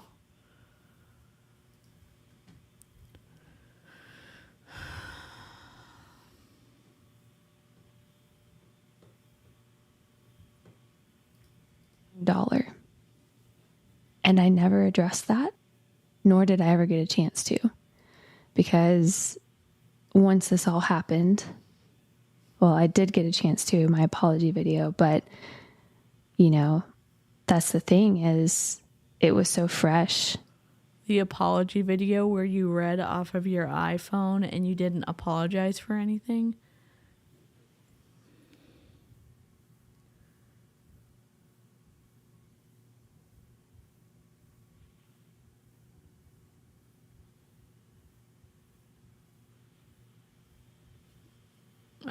There's other people. Fundy Fridays has covered it. B. Haney has covered it for a long time. I think Isabella Lanter covered it. I think even Emily D. Baker covered a little bit of this. I think that there's way bigger YouTubers that have covered this and the apology video. I'm not saying don't read from a script. If you need help, fine. It comes across as disingenuous when you're reading from a script and you're not really saying anything that you're really sorry about.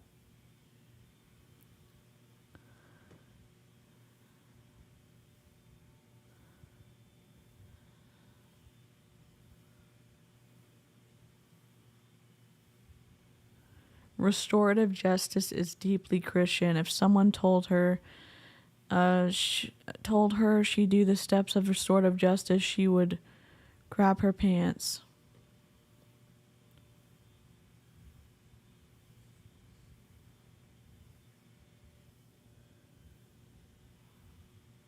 Just let me know, like, if you want to start with a safe person, and I will pay, and you can take it as long as you want.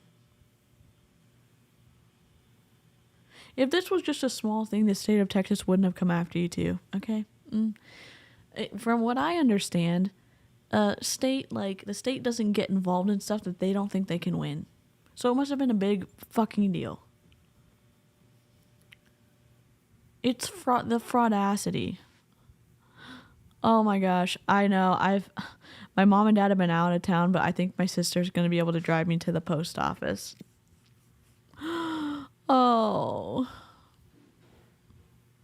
my gosh. I'm going to send y'all a pom-pom with it too. That you can take on and off. Swoop's awesome too. I think Swoop covered it. I'll get to the apology video in a second. I'm like running through this timeline in my head. Can I make a brief point? Yes. The video was done by an individual whose daughter Was non-existent. was not a client, nor... He's not a dad. My point exactly. Yeah. He's not a dad. The video was a prank by someone who... Prides himself. Whose name... I'm sorry, Lynn. ...will not be spoken because they don't deserve clout or clicks or views out of this.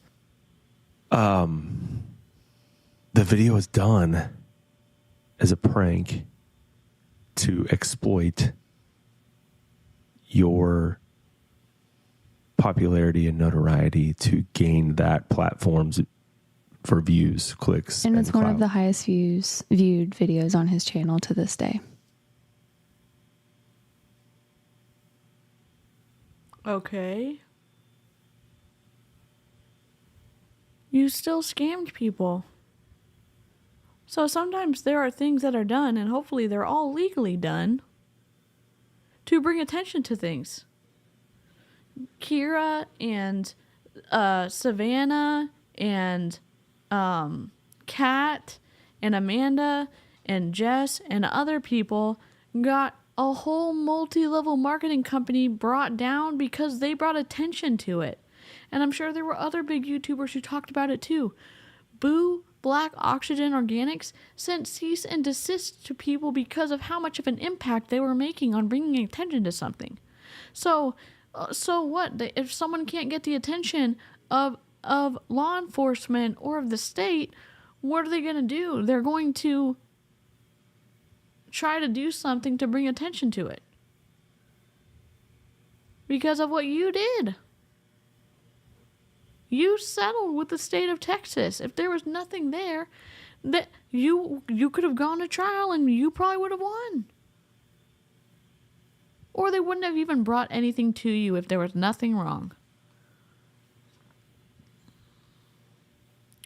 Hubby tried helping me. Why don't you wear your red dress? I don't have a red dress. Oh, holy shit. I'm the oversized sweatshirt wearing friend. I would not be able to help. I mean, even if it was a prank, there's a reason so many people believed it, because you actually scammed tons of people. The prank video has 1.8 million views on YouTube. I'm listening to this while I'm working on my website. I'm being very intentional and clear about what I offer and have the legal stuff to cover everyone. Because you're an ethical person, Jen. It was all fake. Yeah. Oh.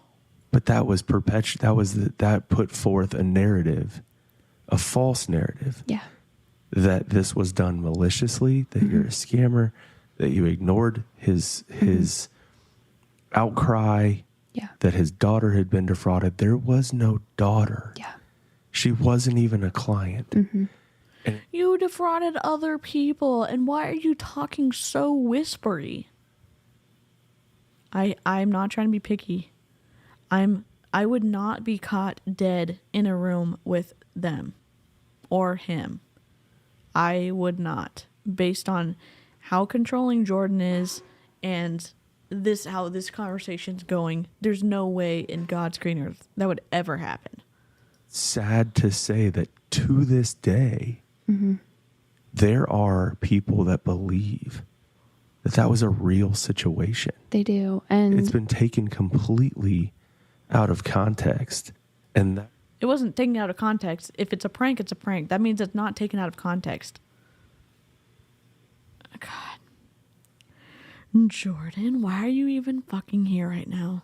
It's what created this massive snowball. Yeah. To where you find yourself today. Yeah. It just goes to show that people will believe anything on the internet before hearing both sides. No. That is what I've lived through for the last 4.5 years. No, that's not true. On my channel, we try to look at things in their entirety. And you know how long that is? Long form content doesn't do that well on the internet. I mean, sometimes it does. Is it easier to cut people up and make it seem sensational? Sure. That's why we look at something in its entirety. That's why we have to suffer through your podcast in their entirety. Or that's why sometimes we look at the legal documents. Because guess what? We're looking for stuff to see what's going on. You know what we found in the Young Living legal documents? That they actually didn't have enough farms to say that they were really seed to seal, that they had brokers since back in the day. Did they ever admit to it? No, they denied it. What do we find in the legal documents? The truth. So what are we listening here? Oh, you're saying that everything's out of context because, the internet just wants to believe whatever's shiny and sparkly? No way. And once that video went live, it not only went live, it went viral. And shortly after this, a petition was started online called Stop Brittany Dawn Fitness Scams, where 15,950 people supported and signed it. I had 5,000 clients, a little over, just to give you guys context. You made $1 million over 7 years, $1.2 million, however much it was. You know, when you're I love your last name so much. You know when you're a kid and are whispering to your sibling to get their story in line? That is what this whispery conversation reminds me of. Yep. Have a nice evening, Lori. Thanks so much for joining us. Have a good night. I'll say that what my boys say, only liars whisper. I think I signed the petition.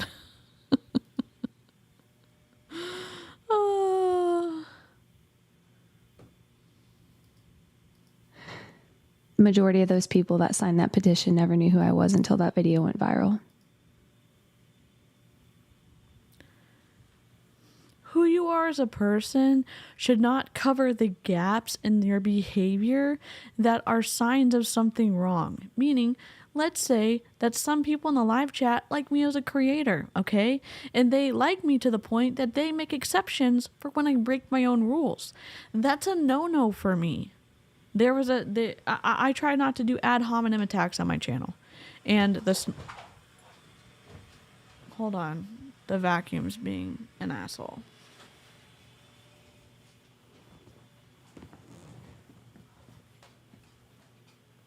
I'm not going out. It's vacuuming right now, okay? Come on over here. Come here. Go lay down.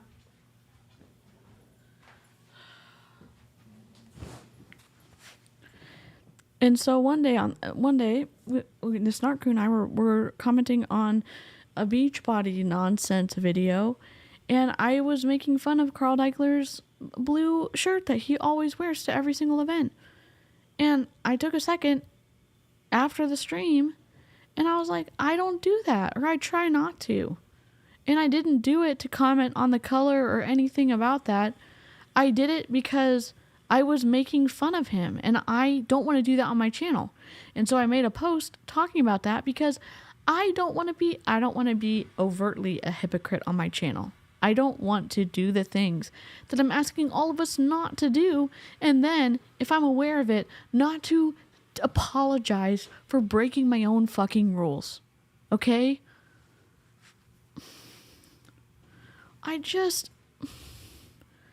Bye, KD. If anyone know what happened to Jessie Lee Ward's account, I'm looking. Hold on. She may have blocked you. She's still here. Jessie Lee Ward's still on Instagram, and Jessie Lee Ward is still on Facebook. So I don't think anything happened. Oh my God, another coffee enema. Forget it.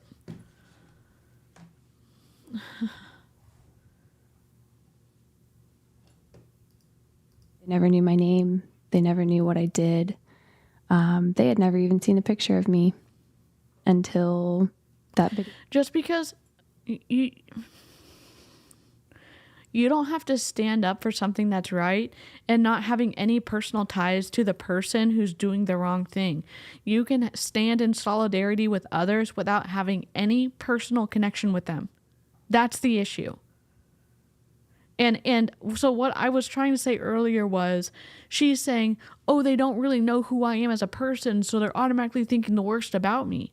No, you should not use the emotional, I say currency. You shouldn't use your relationship with others to fill in the gaps of your character. That's wrong. Your behavior can stand on its own without having your personality, or if people like you or not, to smooth it over or to add icing so it looks better than it actually is. Your behavior can stand on its own, and that's it. And here she's saying, oh, if only people knew about me, then they would be okay with what I did. No, we're not okay with that. And the state of Texas wasn't okay with that. Uh-oh.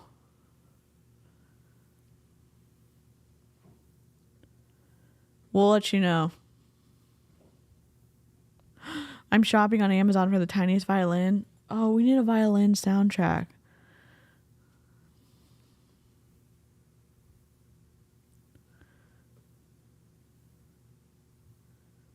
The investigation by Texas proved the petition was correct. She should have stopped while she was ahead.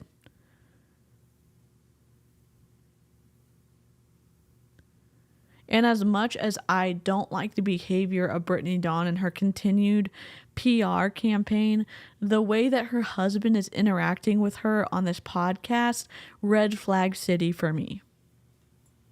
It was released. And you were embarrassed. The state of Texas at some point or another in all this decided to open up a case against me. They don't just do that. Like, they have a shit ton to do. Okay, so they had to have enough information where they could go and say, we probably have a chance of winning this, and we are going to take her to court because consumer fucking protection. Oh, everyone just has it out to get me because I'm actually a nice person and I didn't mean to do this. Well, the consumers were harmed in this. So who's gonna protect the consumers because you're based in Texas? The Attorney General of Texas. Okay.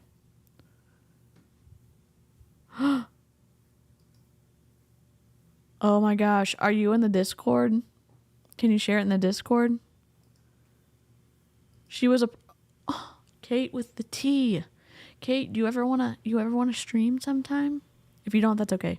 She was also approached by others at the expo. Holy shit. Another information control. If you're looking for, look at this individual. So up top, this is the influence continuum. And on the left side is the positive side of the influence continuum. And the left side is the twisty side of it, or the negative side. So false identity, conditional love, hate doctrine, solemnity, fear, guilt, dependency, obedience. And if you look at the leaders ones, narcissistic, psychopathic, elitist, grandiose, power hungry, secretive, claims absolute authority. So you start to dip into this. I'm not saying that she's any of those things, but you start to see some of that in the way that she's telling her stories with the information control and with the emotional control in the bite model. If you look at that, you're going to start to say, I'm being manipulated right now. Holy shit. And almost all of your plans started at $300. And the cheapest for a month was $95 as a 1-month plan. Oh my God. If the state of Texas had enough to open an investigation that says so much, how were people harmed? Because they were taken advantage of monetarily, and they were taken advantage of because they thought they were purchasing something that they didn't receive, and that there were also charges for each transaction that were for nothing. It was, you can read the lawsuit. I guess I should have done that first. There's also trips she promoted as a meet and greets when we had to pay for, and she didn't follow through. Oh my God.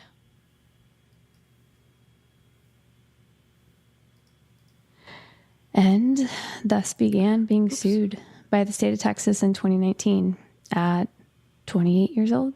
Yeah, 28 years old. There's a lot that happened in between the months of January and February of 2019 that, again, I'm not going to share in this podcast. Jordan knows what I'm talking about. I'm not the most sophisticated marketer of all time. I don't grow my platform fast. I'm not really even focusing on a good layout on Instagram. I just am basically having fun live streaming and commenting on stuff as it comes up. If you're in this type of twisty situation with trying to overcome your reputation that is out of control on the internet, you need a PR team. But the best thing you can do if you're going to be a cheapskate and not do that is be open and specific about what happened. And we haven't heard any of that. We've heard a lot of love.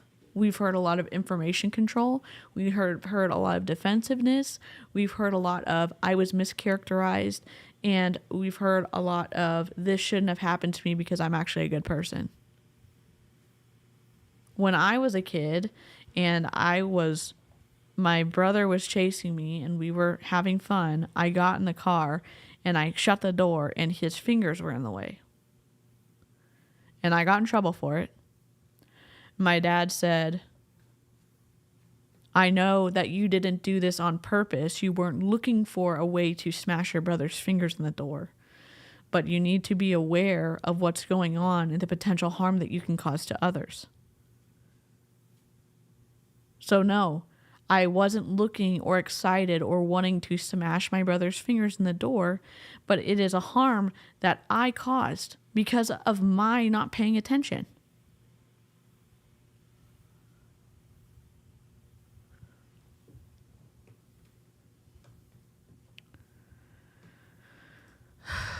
Thank y'all for still being here and talking through this because it's a lot to process through. That will be in this series, so you guys will just have to continue listening to hear my testimony. But God is good. Interesting. I get emotional because He's a good father. Who is? Who's a good father? God? What did I miss? He truly held my hand. Like Psalm 23 says, as I walked through the valley of the shadow of death, He held my hand. No. Lo, I walked through the valley of the shadow of death. I will fear no evil, for thou art with me. There's no valley of death around here. It is the consequences of your behavior that you get to look at in the mirror and take responsibility for. And not just the responsibility of saying, I did all of those things and saying it out loud, but being humble and repentant and saying, I'm sorry that happened. It should have never happened, and it happened because of me.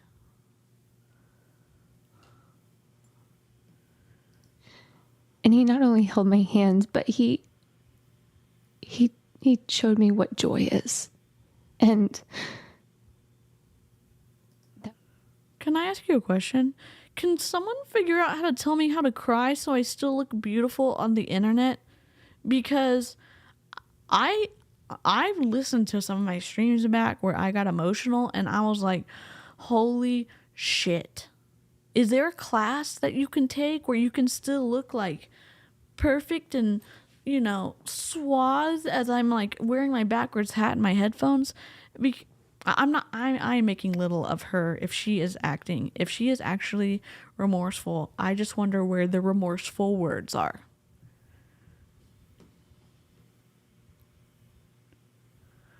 That verse was not for you, trying not to go on a theology rant. We've talked about this so many times about cherry picking and taking things out of context. It's just wild. Rule number 1 of apologizing: own your shit.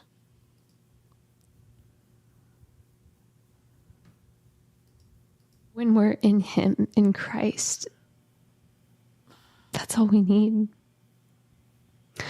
I'm really trying not to get emotional, babe.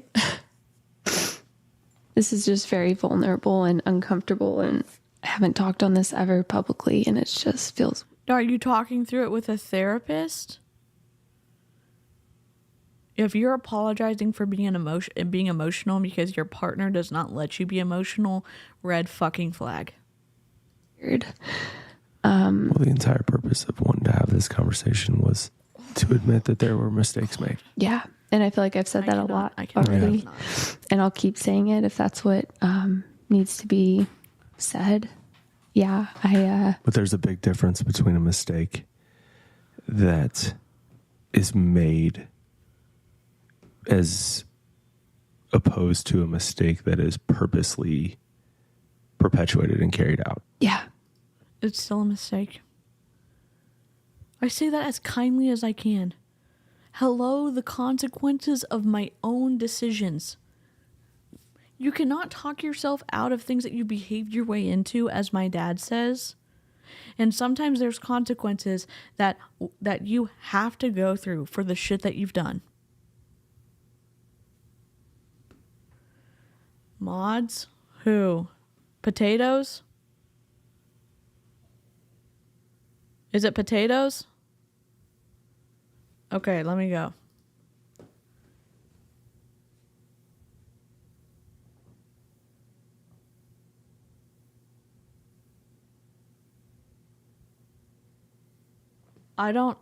Is potatoes the one I need to block? Can someone help me? Happy Straight Pride Month. I'm guessing it's you. Ban potatoes.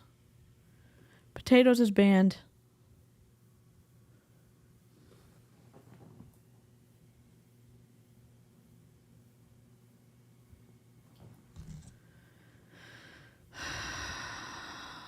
Oh, you finished your whole coloring page while doing this? Thank you. Even if Brittany Dawn and her husband are not responsible humans. We are doing craft stream once I get my video set up. It was potatoes. Okay, I think I blocked someone. Okay, good. Okay, thank you. Sorry, thank y'all for having my back. I appreciate it. That's not what this was. No, absolutely not. It was in over my head. I know I've said it already, but I just bit off way more than I could chew. I was young, I was dumb, I was arrogant, I was conceited, self-centered, self-absorbed. The list could go on. I was prideful ultimately. And the Bible tells us in Proverbs 28, I think, that pride comes before the fall. Like,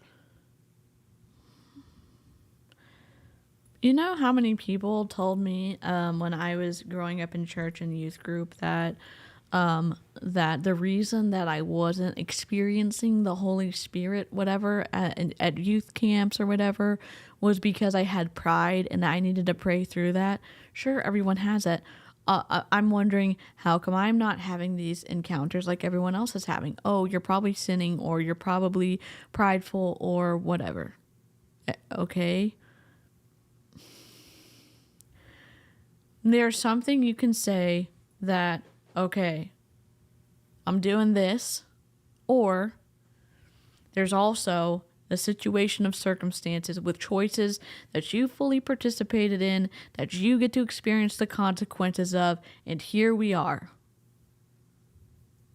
And regardless of how elevated you were spiritually back then, or lack thereof, you're still faced with the decisions, you still made them, and you still get to sit with the consequences. And that is paying $400,000 back.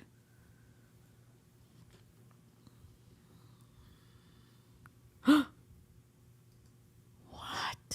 Jordan was married when he and Brittany Dawn started dating? And why wouldn't you tell? Why would it not be shockingly honest to go through this and say, in 2012 I was still in college, I started working out, I started posting on Instagram, I started getting a following, I had an idea to make a website, I was still working out, and I thought I could help people. I started helping people without a certification, and I kept getting more and more and more clients. In the process between 2013 and 2017, I wasn't doing a great job making sure everyone got their macros. I wasn't refunding as many people as I should have. And also, I said I wouldn't give anyone refunds. It was just me. I should have hired more people, and I didn't. And I got into the situation where I had a shit ton of money, and I shouldn't have. And then I cheated on my husband, or I cheated with Jordan when he was still married, and now we are married, and we're all God, all gung-ho all the time. What did that take me? 1 minute and 20 seconds? God. If I would have been in God's word, Hi, Jojo. if I would have even had the Lord in my heart at that time in my life, I would have known that.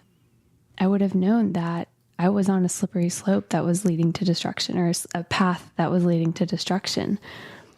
You were on a path that took advantage of other people and kept their hard-earned money when they didn't get what you promised to give them. afraid to ask for help. And looking back, had I asked for help, had I hired on a team, had I trained up people underneath me, brought on more coaches, brought on more people, brought on another assistant or 2 or 3, this wouldn't have happened.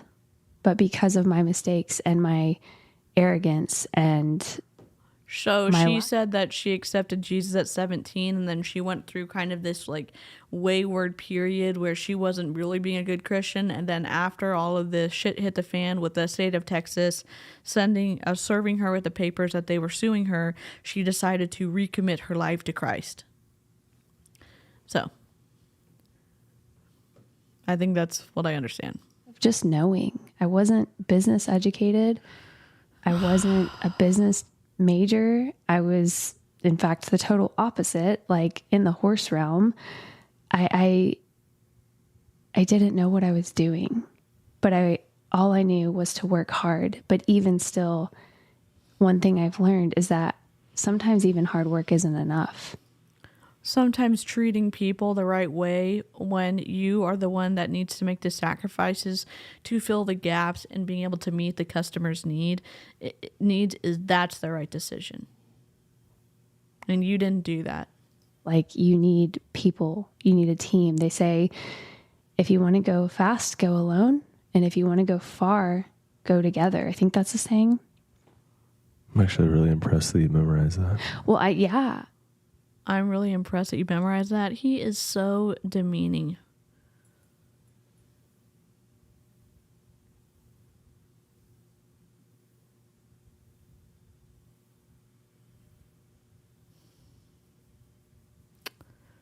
Damn.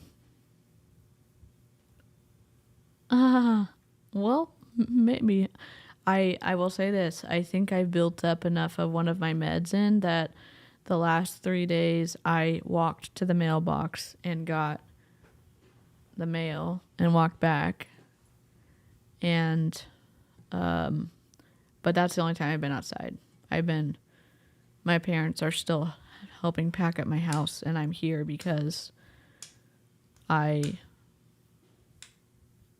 have not been helping because of my health. And so I've been taking my medicine, and I've been trying to do things like, can I walk this far? Or make sure I take my medicine on time, but I think I'm far enough in front of some of the pain that I'm having some long periods of time without pain. She's going to make me have to start taking blood pressure and meds again. This woman and her excuses make my blood boil. Yeah. I knew I should have had a few glasses of wine listening to this. Listen, there's 4 more episodes, and I can't listen to them all by myself. So y'all, we have to do the next 4. ACLU files lawsuits against former KC police officer over use of force. Because I said that on a couple of occasions, and I didn't know you were listening. Yeah. Well, I mean, and that's something. Jordan, you didn't fucking make that saying up. Oh, you memorized something that I said? My ego. Sir, you didn't make that saying up. You didn't make that saying up. I'm sorry I'm cussing a lot. He is so...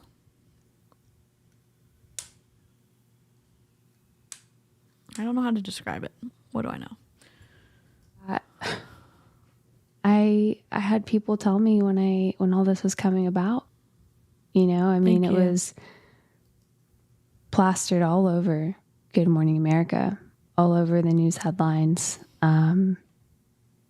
Yeah. So this lawsuit it's been ongoing for over 4 years. And on April 25th, 2023, after a 9-hour mediation, we came to a settlement agreement. Thanks for collecting me, Mom. Have a good night. Despite what these are every week, so we can spread them out, and we can only rage one time a week, and then we can do fun. We'll do a fun stream tomorrow. What's Thursday? I've got my pain appointment in the afternoon. Oh, I have some good ones I've downloaded. So we'll see. If y'all ever want to submit something to me, you can put it through the campsite link in my Instagram or on my YouTube profile picture, like the long one. In the bottom right-hand corner, you can submit stuff there too. Our 5 degrees separated have said online there's no trial, and there will be no trial. It's over with. It's done with. He's settled. It ended on April 25th, 2023. A little over 4 years later. It's June. So it must have been finalized recently, though. That settlement price that I agreed to in mediation is $531,000. I thought it was $400,000. She said $531,000.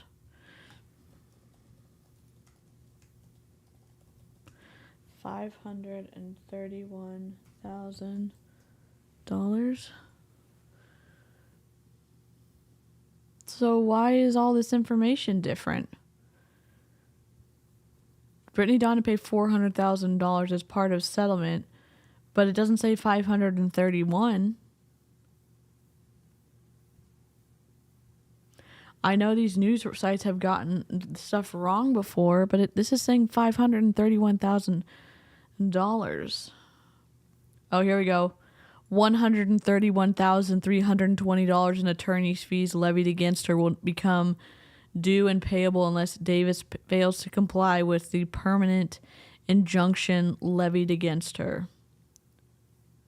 So the $400,000 is for penalties and restitution, and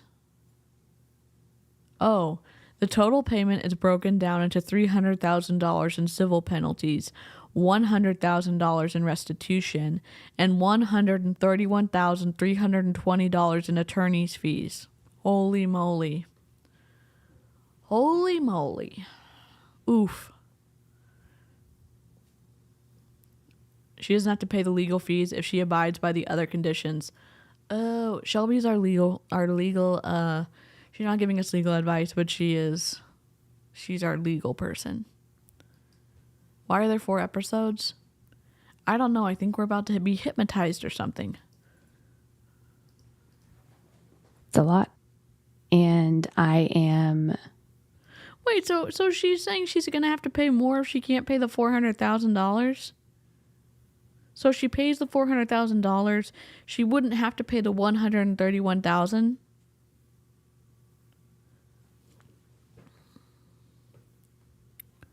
She's on a payment plan.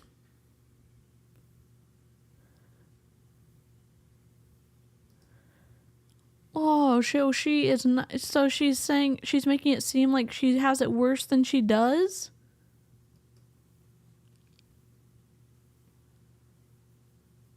That's why you don't wait until right before trial to settle. The lawyers will get more than the victims that were scammed. Well, the state of Texas, they're all public servants, so I don't think that... I think, like, there's legal fees and stuff for, like, the courthouse staff and stuff like that, but I don't know. Shelby knows. I wish I knew. I'm just a commenter on the internet with a microphone. Paying money. I have paid money. So one thing that if you see me rocking side to side, I'm in pain, so I'm not trying to be distracting. I'm just trying to manage my pain right now. Did not mention previous when everything happened in 2019 was I was scrambling behind the scenes. Utter no shit chaos behind the scenes, trying to make things right. I had a business manager that I brought in who was trying to help me organize everything. I was just trying to make things better. And I ended up... I'm sorry. Thank you for watching, though. I know. It's been... Oh, God. It's only been 3 hours. Holy shit. I just feel like it's important to go through this because someone's going to listen to her podcast and they're going to think, wow, look how vulnerable and open she's being. And she's not. It's information control. It's emotional control. It's thought control. It's behavior control on some levels. And you hear the control from Jordan to his wife, but you also hear it in how they're sharing the information. Okay, the state of Texas has to pay their lawyers, so they bill every hour worked. Texas will eat that cost if she does everything else in the agreement. Thank you so much. Sending out a little over $45,000 in refunds. Some of those people rightfully deserved it. Some of those people were just... They were just the loudest in your inbox. They were so loud. I mean...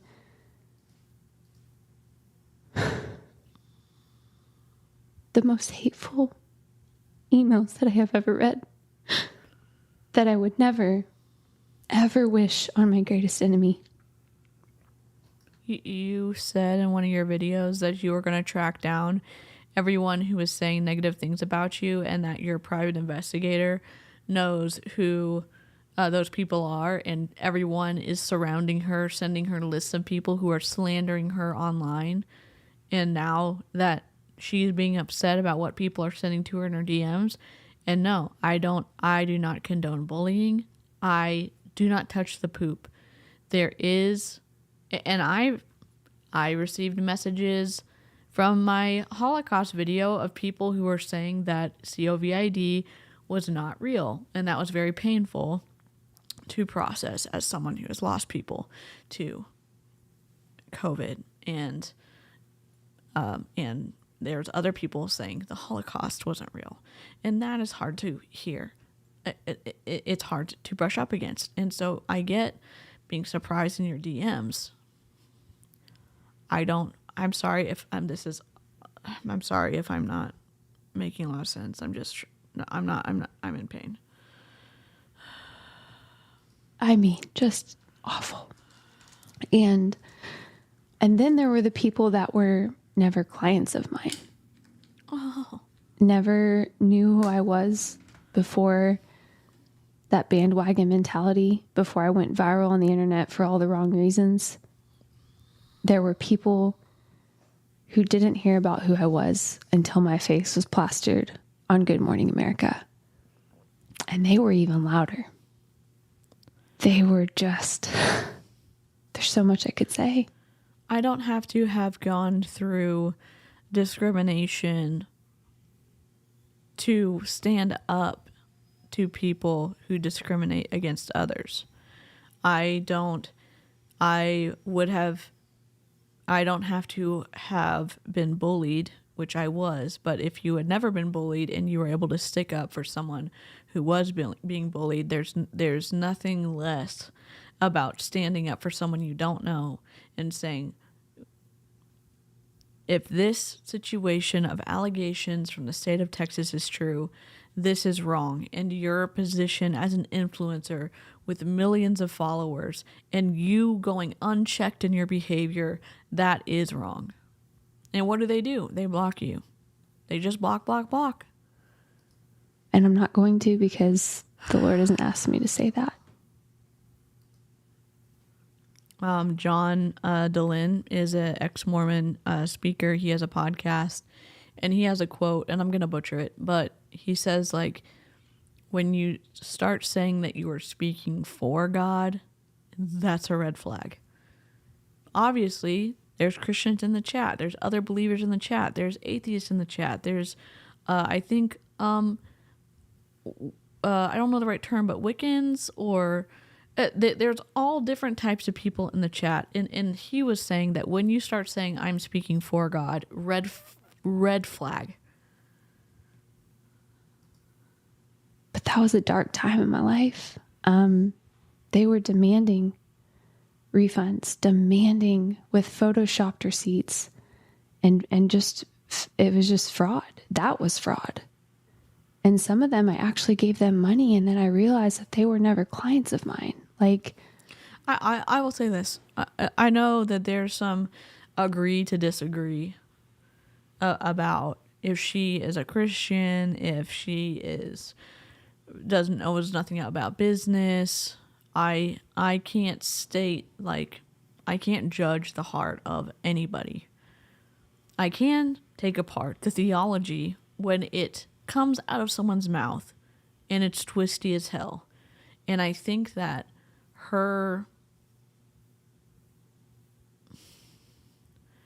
her living her life on social media shows a lot of things to be desired for in her understanding of her Christian theology. And I also think that she probably was very scared about the inbox messages that she's gotten. I was just trying to get them to leave me alone. And that's the side of things that, like, it's scary to talk about, because I don't ever want someone to think I'm deflecting, because I'm not. You know what You are. I mean, babe? Like, I'm taking full ownership of where I went wrong, the mistakes that I made. I should have brought on a team. I let things slip through the cracks. People didn't get plans that they paid.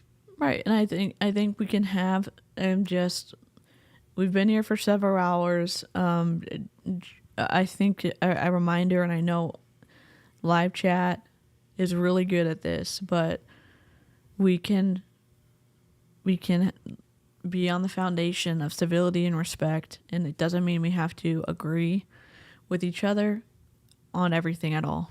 And I hope that those dynamic conversations that are going on in the live chat are still in the bubble of those things. I'm sorry I can't really manage the live chat right now because I'm just managing my pain right now. Or people didn't get the email correspondence that they paid for. They didn't get the coaching that they paid for. And that's where I went wrong. And I could have done so much better. But it's not okay to threaten someone's life. No, it's not. To show up to someone's house. No, it's not. To make someone live in such fear that they feel like they can't go on with their life. And that's exactly what was happening to me in that moment. That's not right. That's not right.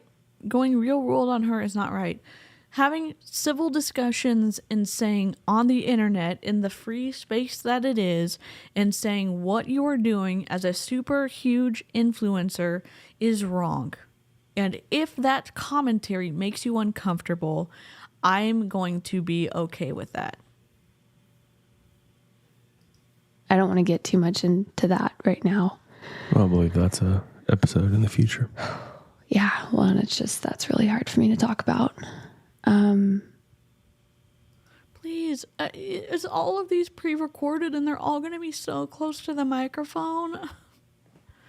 The big thing that I think you have hit on. Why is he talking? I'm not picking on people who talk slow. It seems like he is doing this on purpose in a controlling way. It's just my assumption. I don't know. It makes me uncomfortable. It needs to be reiterated is the big differentiation between purposeful and malicious and a business growing too fast. Had there been... You can turn off incoming payments. You can turn off incoming payments. You can close down the ability to check out your cart. I'm sorry. You can see the signs on the wall. Turn off incoming payments and you could have saved yourself. Purposeful and malicious defrauding of people. Everyone on the internet wants to call you a fraud. Scammer. Well, a lot of people. Yeah. Fraud is a prosecutable offense in the state of Texas. Yeah. There was no fraud. This was not a criminal lawsuit. No. This was a civil lawsuit. And there's a big, big difference. Sure. The money you have to pay back is real, though. It happens every single day. Yeah. All throughout the state of Texas. When people commit fraud by purposely and using deception or coercion, when they defraud people of money, there's a criminal prosecution where that person is. I don't think you're a criminal. I think it's the fraudacity of your statement right now is saying, well, it's less because it's civil. It's a less big deal that I did because it's a civil lawsuit. Oh my God. If you continue taking payments knowing you cannot produce what is being purchased, that is intentional. When you run up against people who are gaslighting you, it's wild because you can say all the time, no, that is wrong. And they're going to say, well, it's not criminal. So is it really wrong? I know there's a moral thing and there's a legal thing. That's why we say it's twisty sometimes. But the state of Texas also thought it was twisty. And you also settled with the state of Texas and are paying back money. So enjoy the non-criminality of the settlement, okay? I'm mad. I'm sorry. I wish I wasn't as mad, but I'm mad. Charged with a crime, then arrested, and they have a criminal trial. Yeah. The state of Texas never pursued that because there was no malicious intent to commit fraud. No, you just harmed consumers. You just harmed consumers. There were mistakes made. There were people that were either gained a refund or were owed a refund. Yeah. I think any rational person looking at this can see there's a point where you have to, after passing out over 45,000 refunds, some $45,000 of refunds, and then seeing like, wait a second, that person wasn't even a client. Yeah. This has gotten out of control. Well, that's what happens is that bandwagon mentality. I mean, we see it everywhere today, right? Like when... No, I don't want a bandwagon on my corner of the internet. You know how many people that I have different views on, like in the creator space about the things that I comment on, and it doesn't bother a flippity flop of anyone because we're all different. But I don't want to have a bandwagon here. We're going to talk about ideas. We're going to talk about the unethical parts of shit going on in the world. Sometimes that's MLMs. Sometimes it's cults. Sometimes it's influencers who run in the wild unchecked. Jordan? Someone gets canceled, because ultimately that's what happened to me. I got canceled. When someone gets canceled online. Oh, so I got canceled. You can't get canceled. And, okay, fine. There's power in the one. There's power in the consumer. There's power in one person taking a step and doing something.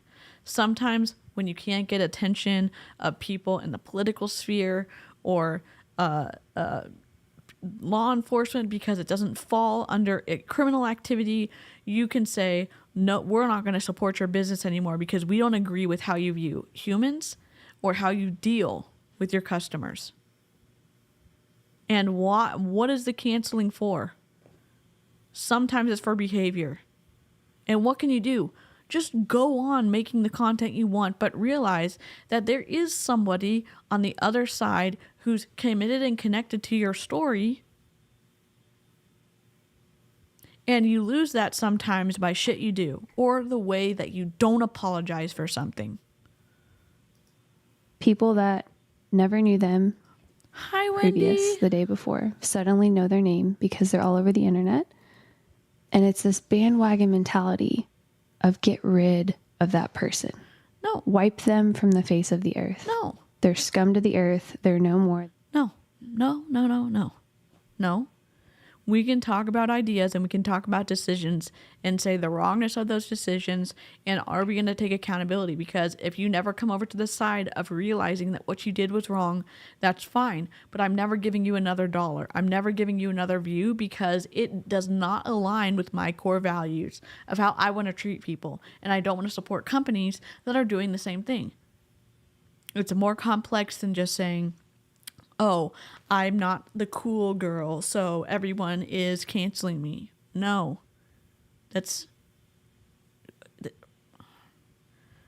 I don't know.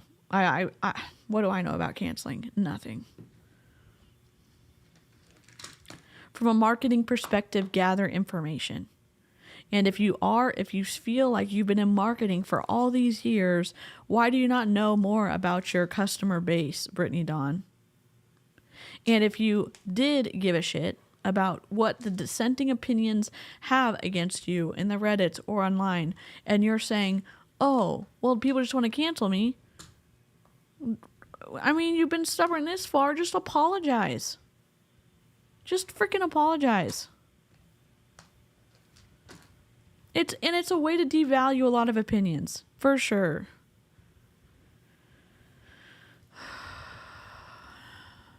Done. They're canceled. And I mean, the influx of comments I got, again, majority of them were people that didn't know me. And if you took money from people and did not provide the product or service that you said they were going to get from what on the website, then it is reasonable for someone to say, you may be a big influencer with a large following, but I am one person, and my one opinion matters. And maybe that is the tiny rock dropping in the pond to cause ripples, to say people, regardless of the size of their platform, they do matter. And guess what? There were probably people who were huge fans of Brittany Dawn who said, if you are scamming people, if you are taking advantage of them, or if you treated them in a bad way, where you exploited the consumer for personal profit, we've got an issue. And we're going to speak up. And what do we see with these big influencers? You get blocked because you're just some hater person, even if you like that person for years and years and years. The media said that I failed to cooperate during this lawsuit when I actually went out of my way to cooperate to the best. What about the PayPal? We looked at that on my channel. That one court hearing was streamed to YouTube, and there were questions about not giving all of the PayPal documents over. So if you're cooperating, what happened there? My ability. I mean, how many nights, babe, did I stay up till 2 or 3 a.m. trying to get paperwork together for all of this? And are you okay? More than I can count. Yeah. I mean, I was... Rachel, is everything okay? Or are you just heading out for the night? If you need to send me a message on Instagram, let me know. I hope that you didn't feel like you weren't welcome. I hope you have a good night.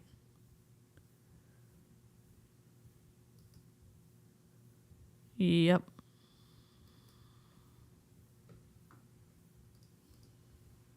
I was just undone behind the scenes over the last 4 years.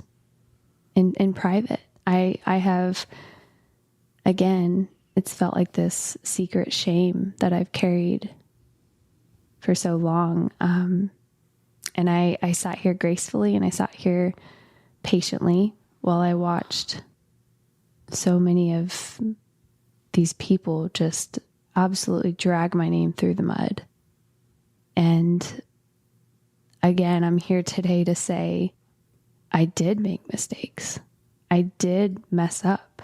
And I wish that I could go back and take all of that back and never have had any of that happen, because I understand that there were people that were hurt. Have a good night's sleep. It was never intentional for me to hurt them, but it happened. It was never intentional for me to slam my brother's fingers in the door, but because of my carelessness and knowing what can happen when I'm trying to close the door quickly and realizing my brother was close by and not giving a shit about being aware of where his fingers were, that is on me. I do get to look in the mirror and say that is wrong. And I would never want to do that again. And I sit with that feeling, even though that happened 20 plus years ago, maybe 25 years. I'm old as hell. And I get to hopefully remember that feeling and not cause that kind of harm because of my carelessness in being aware of other things. And she can say, I wish I could go back, but it sounds like she's wanting to go back so she wouldn't have been canceled.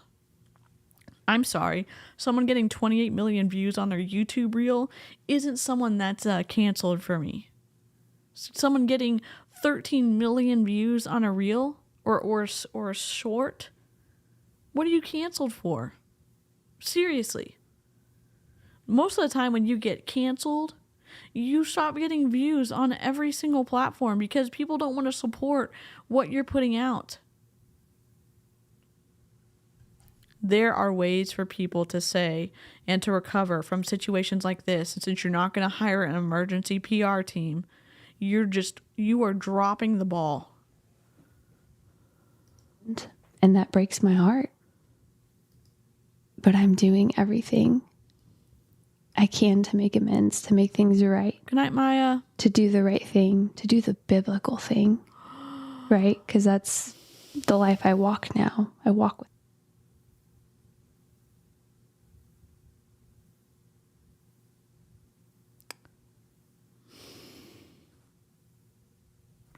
The religious manipulation is wild to me. Christ, with the Lord. And I'm also now, from this moment forward, moving on. I have permission to move on. Permission? None of us are running your life, ma'am. Yeah, do what you want. But also know, as a public figure, your actions, they say something to the general public as a public fucking figure. I hope she doesn't find my video because I know she's going to get very offended. I'm using cursey words. And that I'm part of, the devil coming after her. Fraud, grifter, all of those words that these people have labeled me. That's not who I am. And that's not who you are, but that might be some of the things that you did. And sure, I don't know, you have to go look at the legal reading from why the state of Texas sued her and looked at it and look at what they were brought for the civil suit. But having someone pay for something and them not getting it, that's kind of a big deal. It's kind of a big deal in the consumer protection arena. Okay? Oh, I said okay at the end. Oh, I hate that. Sorry. My hope today in sharing my heart is that people that may have been on the fence about me. Do it, Karina. I mean, I see the podcast reviews. I see what people say. They say they make me out to be a monster. Yet these people have never sat in front of me. This is the same logic what in multi-level marketing where they say, oh, know the product, but guess who sells the product? This doctor, this nurse, this paramedic, this engineer, this former NFL player. And if you could just know them, you'd know this product is great. No, the product should be able to stand on its own without the influence from what you do as a living to fill in the gaps of the product. Meaning, in this situation, if they would have been friends with Brittany Dawn, they wouldn't have held her to such a high standard of giving people what they fucking paid for. Okay? I wouldn't ever want anyone to do that. If I do shitty stuff, I want to be called out on the internet for it. And if I don't agree, sure, I might have a conversation, or I might just not respond because I don't agree with what was said. And she can do the same thing.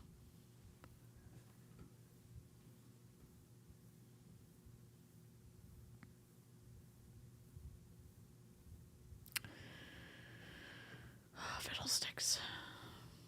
And my hope is that people see I'm a human. That I'm a human with a heart. Oh my God. Who made mistakes, who made grave errors in her past. I was young and I was dumb and I was naive. But who's sitting here years later in her 30s now saying, I've learned my lesson. You've learned your lesson at the expense of taking money from people who didn't get what they ordered from you.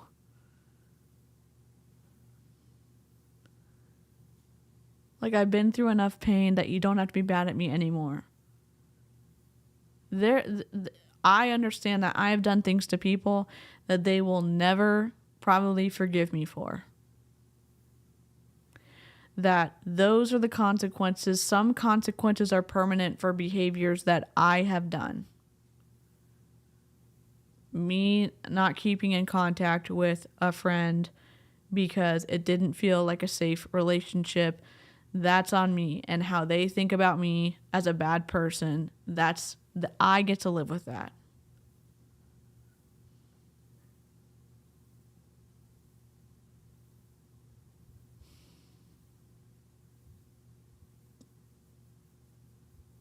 You get to live with the parts of you that you participated in, the consequences of your behavior, sometimes stay with you for the rest of your life. And that is just how life is.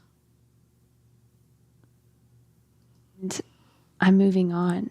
And my prayer is that the people who have followed along this journey, maybe from afar, who have called me those names, have labeled me those things, that they would be able to find space in their heart to forgive me.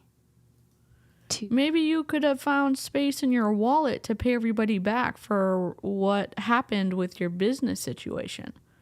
You're talking about love and space in our hearts, that we can make room for you on the internet. There's already room for everyone on the internet. It is not, the internet is not a real person.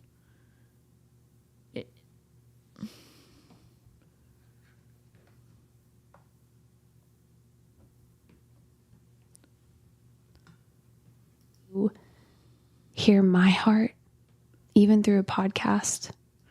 You can't talk slower and more whispery and sound like you are being humble and still avoid the specificness of what you did wrong. There's something different than when you say, and there's a lawyer on Instagram, and he talks about communication and how to say things and how to have conversations. And he also talks about giving the person the respect that if you're about to have a hard conversation with them, to let them know and ask permission that is it an okay time that we can address this? And if yes, you can go forward. And if no, you respect their boundaries. There are some people that have been hurt and gaslit by what happened with this business situation and Brittany Dawn. There's no room in their hearts to forgive her. And that's just a consequence of her behavior. Headphones through your car, wherever you're at right now, that they would hear the truth to this. This is the first time that the truth has come out. I've seen all the YouTube videos. I've seen all the podcasts. I've seen all the comments. I've seen all the news headlines. And no one has heard my truth until now. It kind of lines up with everything that I read in the lawsuit. It kind of lines up with all the TikToks I've watched that you've put out. It kind of lines up with all of the YouTubes and the YouTube Reels, the YouTube Shorts and the Instagram posts and the Instagram Shorts and the stories that you've posted. All of this doesn't add any clarity for me other than you refuse to take accountability for what you did. You only want other people to forgive you and to think that what you did wasn't that bad. And can they just please let it go? That's on them. It may have been more meaningful if you would have said to the state of Texas, I'm going to pay back every single thing, every single dollar that I took from people, and it's probably going to be a lot more than $400,000. And you could have said that succinctly and clearly and straightforward with honesty, without excuses.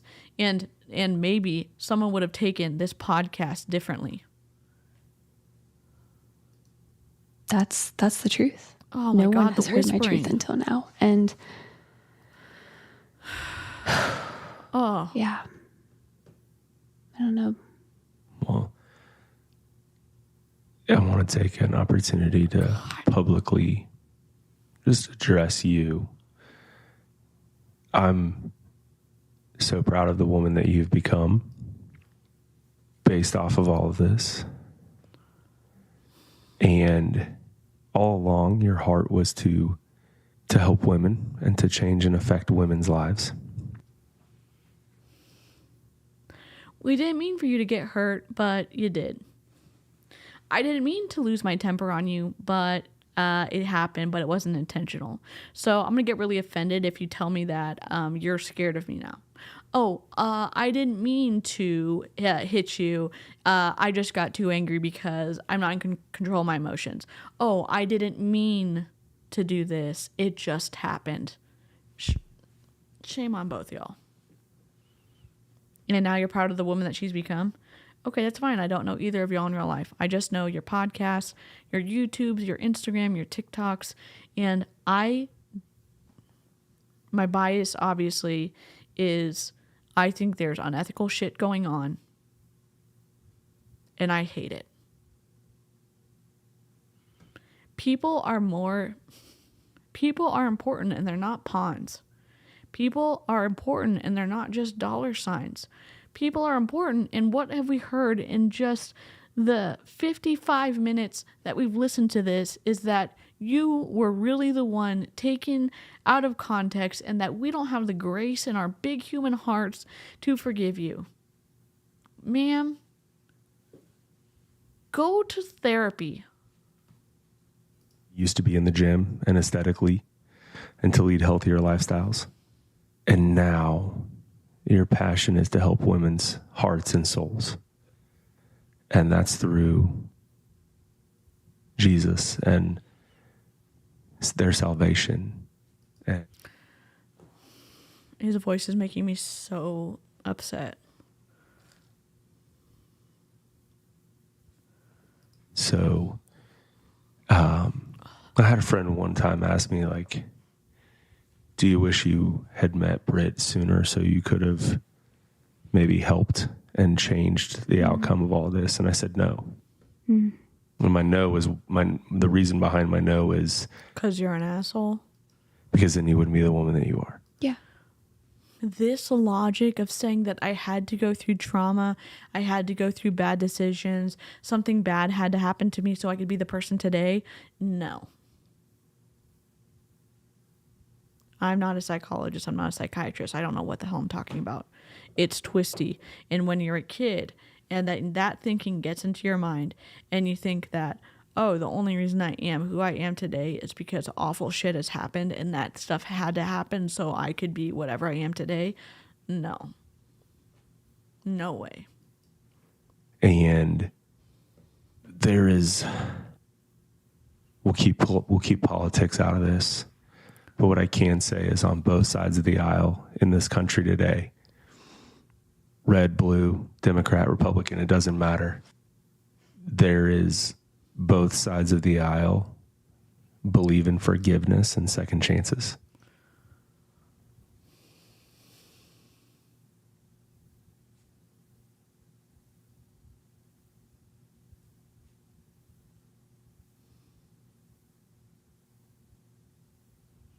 You're not going to force someone to move their boundary that protects them in the name of forgiveness and second chances. Sometimes people are lucky enough to get a second chance if they screw up, and sometimes you never get that chance to reconnect with that relationship. And that is the consequences of a behavior sometimes.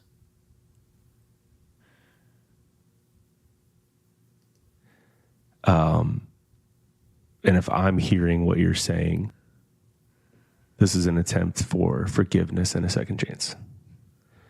And in my opinion, not just based off of what it says biblically, but the precedent that has been set in this nation, in our culture, is that should be extended to people. And I just want to publicly say how proud of you I am for what you've tackled and going through this. Oh, the patriarchy. I've given you my stamp of approval and I'm a man, so other people should give you their stamp of approval. Manipulative. This is all my opinion. I'm sorry. I'm upset listening to this. And I wouldn't take back any of this. You know what? If I could go back in time and take away pain from my spouse, I fucking would.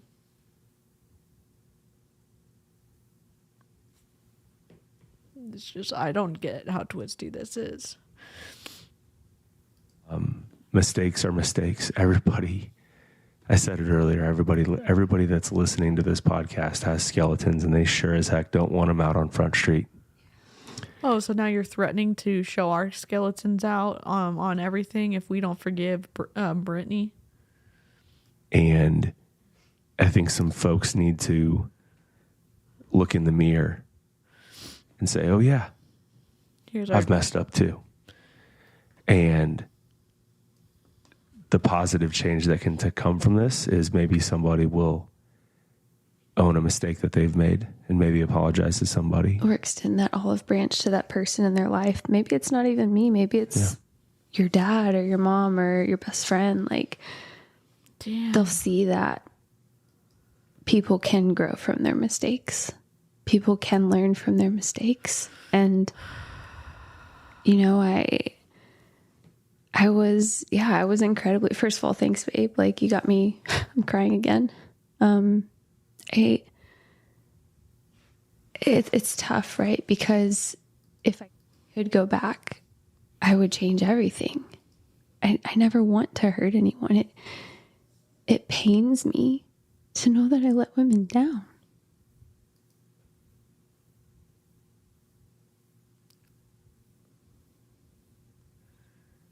I mean, I don't know what to say. I don't know, like you saying, I don't know what to say.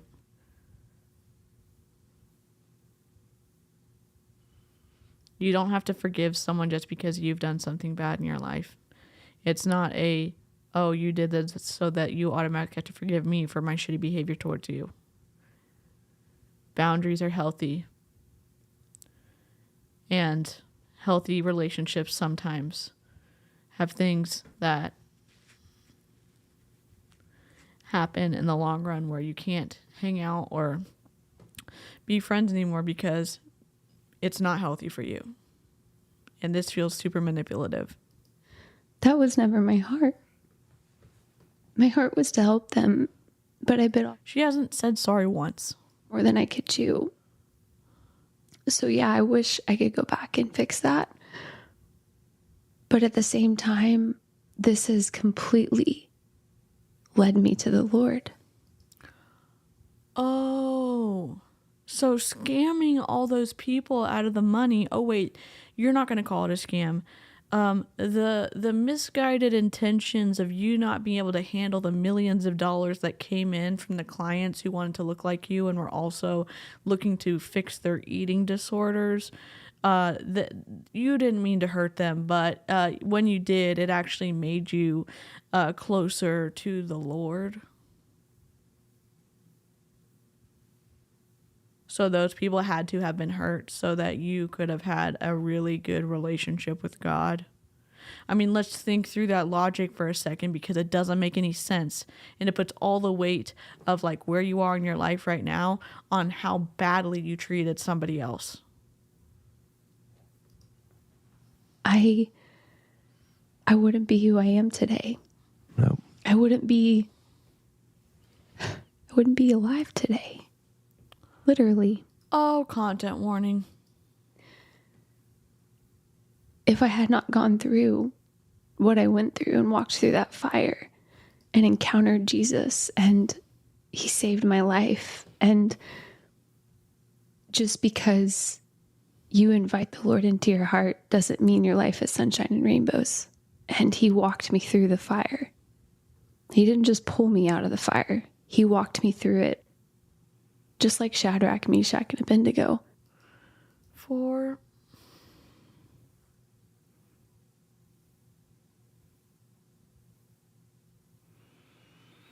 Shit. This is awful.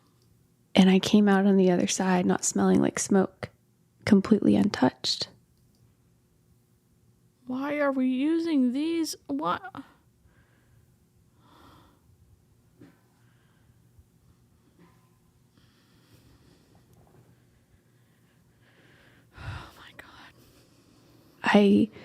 So it's tough because I wish I could go back and change it.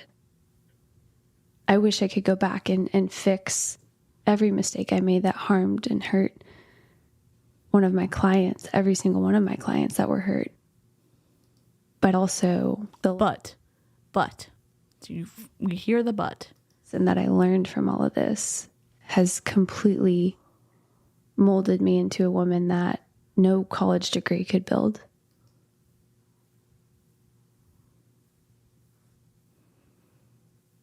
Just in case that you find my channel and you're one of Brittany Dawn's, I would say, victims, where she got money from you and you didn't get what you were expecting, please hear me very clearly in saying that there's her saying that she received an incredible good gift by the exploitation of her customers is wrong.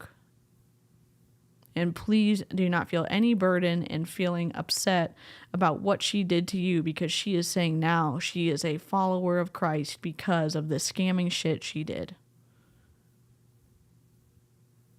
That shouldn't have happened to you. God doesn't put people in places where they harm others so that they can become a better Christian. The harming of others, it's not the character of God, and I don't even know what I am anymore.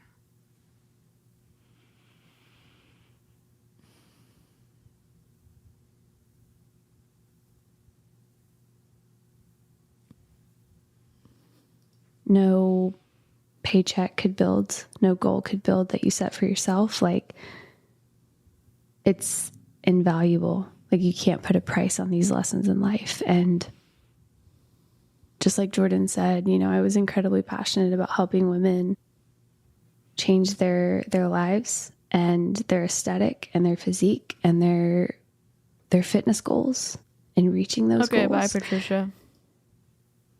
But I now see that those goals are in vain if your heart is not focused on the Lord.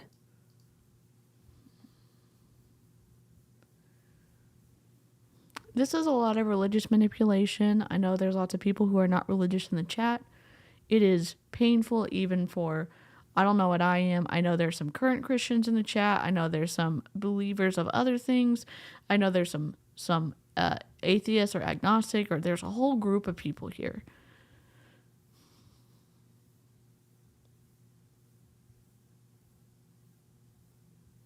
This is twisty as hell.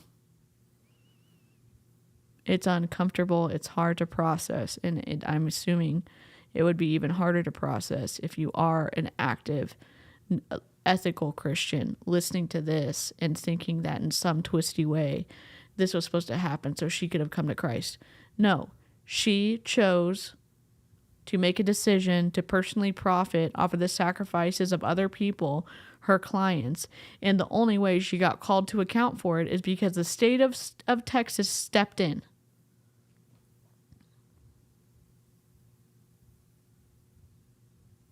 Jesus does not reside in your heart. It's all for what? It's all going to be fleeting. Your physique, your body, it's fleeting. Oh, the chat's the best. Thanks for being here. Chat is amazing. Came from dirt, and we will return to dirt one day. And my heart now is to lead women to the Lord. Oh my God. No thanks. I'll pass. Thanks. I'll pass. Brittany Dawn, I'll pass. To help them see that Jesus is the answer, not a gene size or muscle structure or the food that you're even eating. That's not going to save you. It might make you feel good for a season. Is this going to be an altar call at the end of her podcast about why she was sued by the state of Texas?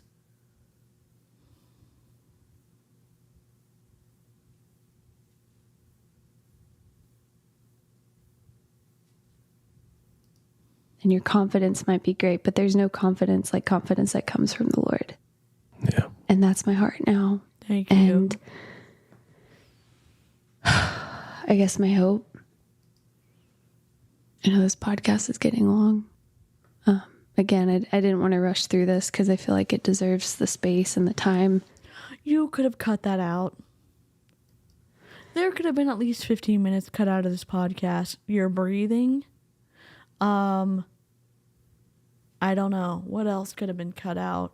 This part where you're saying this podcast is getting a little long. No one fucking cares. Take that out. After almost 4.5 years of silence, if a previous paying client of mine was hurt by my mistakes, I'm so sorry. I wish, like I just said, I wish I could go back. And what are you sorry for?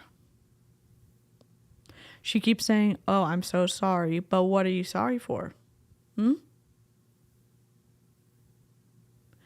I'm sorry that I chose profit over people. I'm sorry that I looked at the money coming in and didn't say, no, I need to stop this because I cannot take care of the clients that I made a commitment to.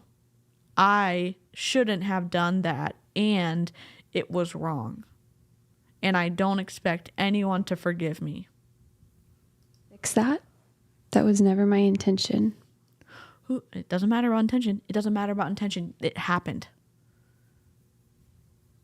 You're telling me there's not one moment in time where you see that you have 2,000 emails in your inbox for your website you've made, for your workout program, and you're not saying to yourself, holy shit, I'm in over my head. You're saying that didn't happen one time in the 7 years you were running this?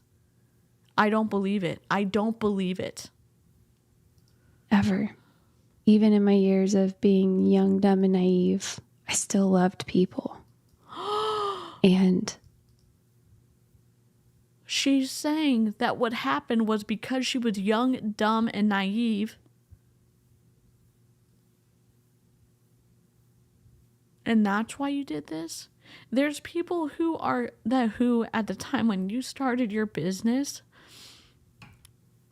were leading groups of people in the military, or they were nurses already, or they were sacrificing their time for Doctors Without Borders, or not doctors, but they were nurses. Or there's people who are volunteer firefighters who go to forest fire situations, who were younger than you, who make hard decisions, who do good in the world, who are paramedics. Or there's the age isn't an excuse for me, especially when you say that the reason I grifted, the reason that I didn't turn off the payment portal is because I was young. That just cheapens the apology so much. my prayer is that you would be able to find space in your heart to forgive me, just like I've forgiven myself. Forgive me because I've already forgiven myself? This cannot be happening. Because Jesus has forgiven me. Oh, and if you don't forgive me, and Jesus isn't going to forgive you? And I am going to move on from this. This is, I don't know, I don't like saying nail in the coffin because it's just kind of a grim analogy. But you know what I mean? Like, this is my, like, closing this chapter. Yeah. This series is going to close this chapter for me. I'm addressing a lot of things in the next 4 to 5 weeks. Things that are not easy, that are going to make me emotional. It's all about you. It's all about you. What about the people who you unintentionally took advantage of and took their money and didn't deliver on what you wanted to give them? You should have written an outline for this podcast. I hope Jordan's not going to be here for every single one. But again, these are things that I've had to process and have been processing privately with my husband for a long time. And so that is me speaking out on my lawsuit. That is that. Oh, I missed it. Also, posting a YouTube video this week. I post on YouTube every Thursday, so you guys can look for that. It will be, same topic, but a little bit different because it's a YouTube video. So I'm going to be on camera, and that's going to be really hard. I'm going to be on camera with my perfect skin and my perfect eyelashes and my perfect hair, and that's going to be hard.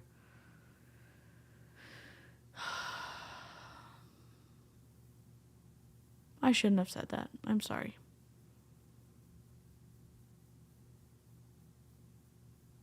It's harder for the people who have to do without the money that they gave you, and are they going to get it back? Sorry, I'm trying to follow someone really quickly so I can add him to my auto record.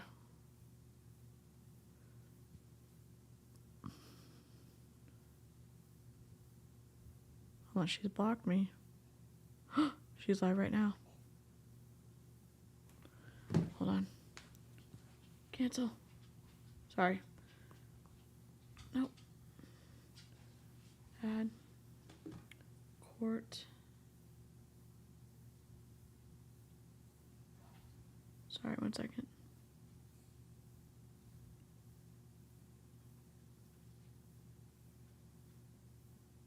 Okay, it's recording.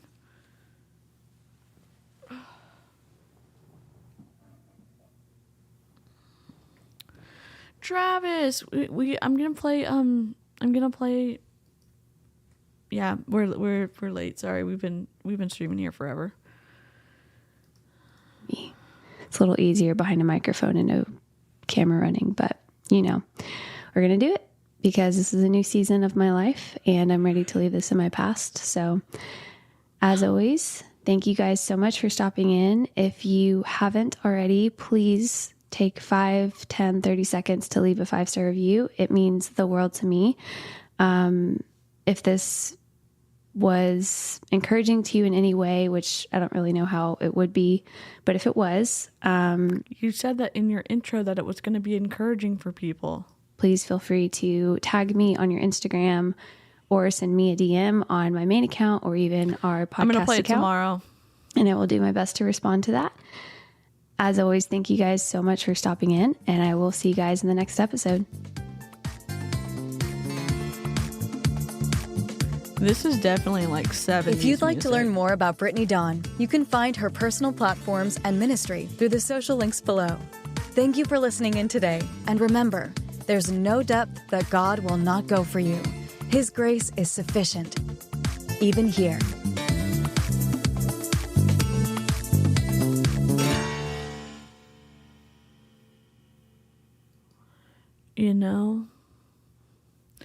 I'm just going to play it one more time.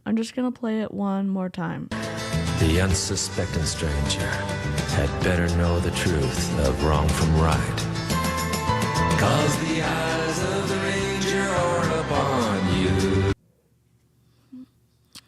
Yeah. If you hated that podcast, thumbs up the stream. I'm just kidding. I hate asking. I know a lot of y'all already like it. I appreciate that. Well, that's the first episode of the Brittany Dawn stuff. How could it have been that long and have no substance to it and no apology? She said nothing besides it wasn't my fault, and her husband said it wasn't her fault. Gosh. Yes, I am. I'm going to play it tomorrow. I'm going to play it tomorrow. I've been not feeling the best, and then I'm going to play it tomorrow for sure. What are we doing tomorrow? Gaming, for sure. We may do a normal, a YouTube thing in the afternoon, then we're going to game at night. Brittany had no problem asking for a 5-star review, so, yeah. Subscribe if you like technical difficulties and sound bites and kazoos and live streams and weepy, rainy backgrounds. It's a good time, for real. All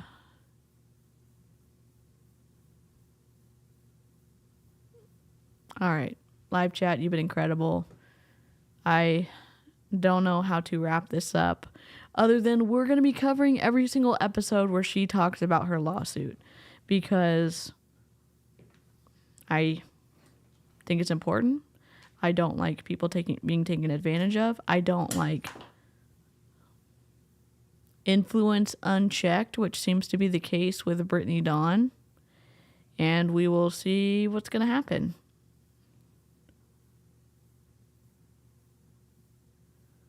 Oh, shit. I do tomorrow night. We'll do it. We'll crash the Zoom, and then we'll play Tears of the Kingdom. Oh yeah, if y'all wanna catch my live streams, turn on notifications. I know the person who does it. Honestly, and here's why I like doing different intros every time. I just get bored out of my mind if someone says the same thing every time. That's fine. There's so many iconic stuff. I'm just like, are we going to lint roll today? Are we going to have technical difficulties? Is my mic going to be muted? Are we going to do like a pre-recorded intro? I just want to do different stuff all the time. So I don't have a like, hello, I'm DC. I'm an MLM dropout. And, we're just going to get into trouble together on the internet with a lot of sound bites. And I hope you are here for the ride. And it's going to be a good time. There may be some tears, but we're going to have some great snacks and great emotes if you're part of the Snarkies. It's just not. I don't know. Good night, everybody. To be honest, I wouldn't listen to the podcast without the chat. I wouldn't listen to the podcast without the chat. Good night, everyone. Okay. I like novelty. You do see. All right. The stream goat thanks you for your licks of the stream. Lick the stream. And I will see you next time. Be safe, take care of yourself, don't forget your meds, and drink something to hydrate. Goodbye.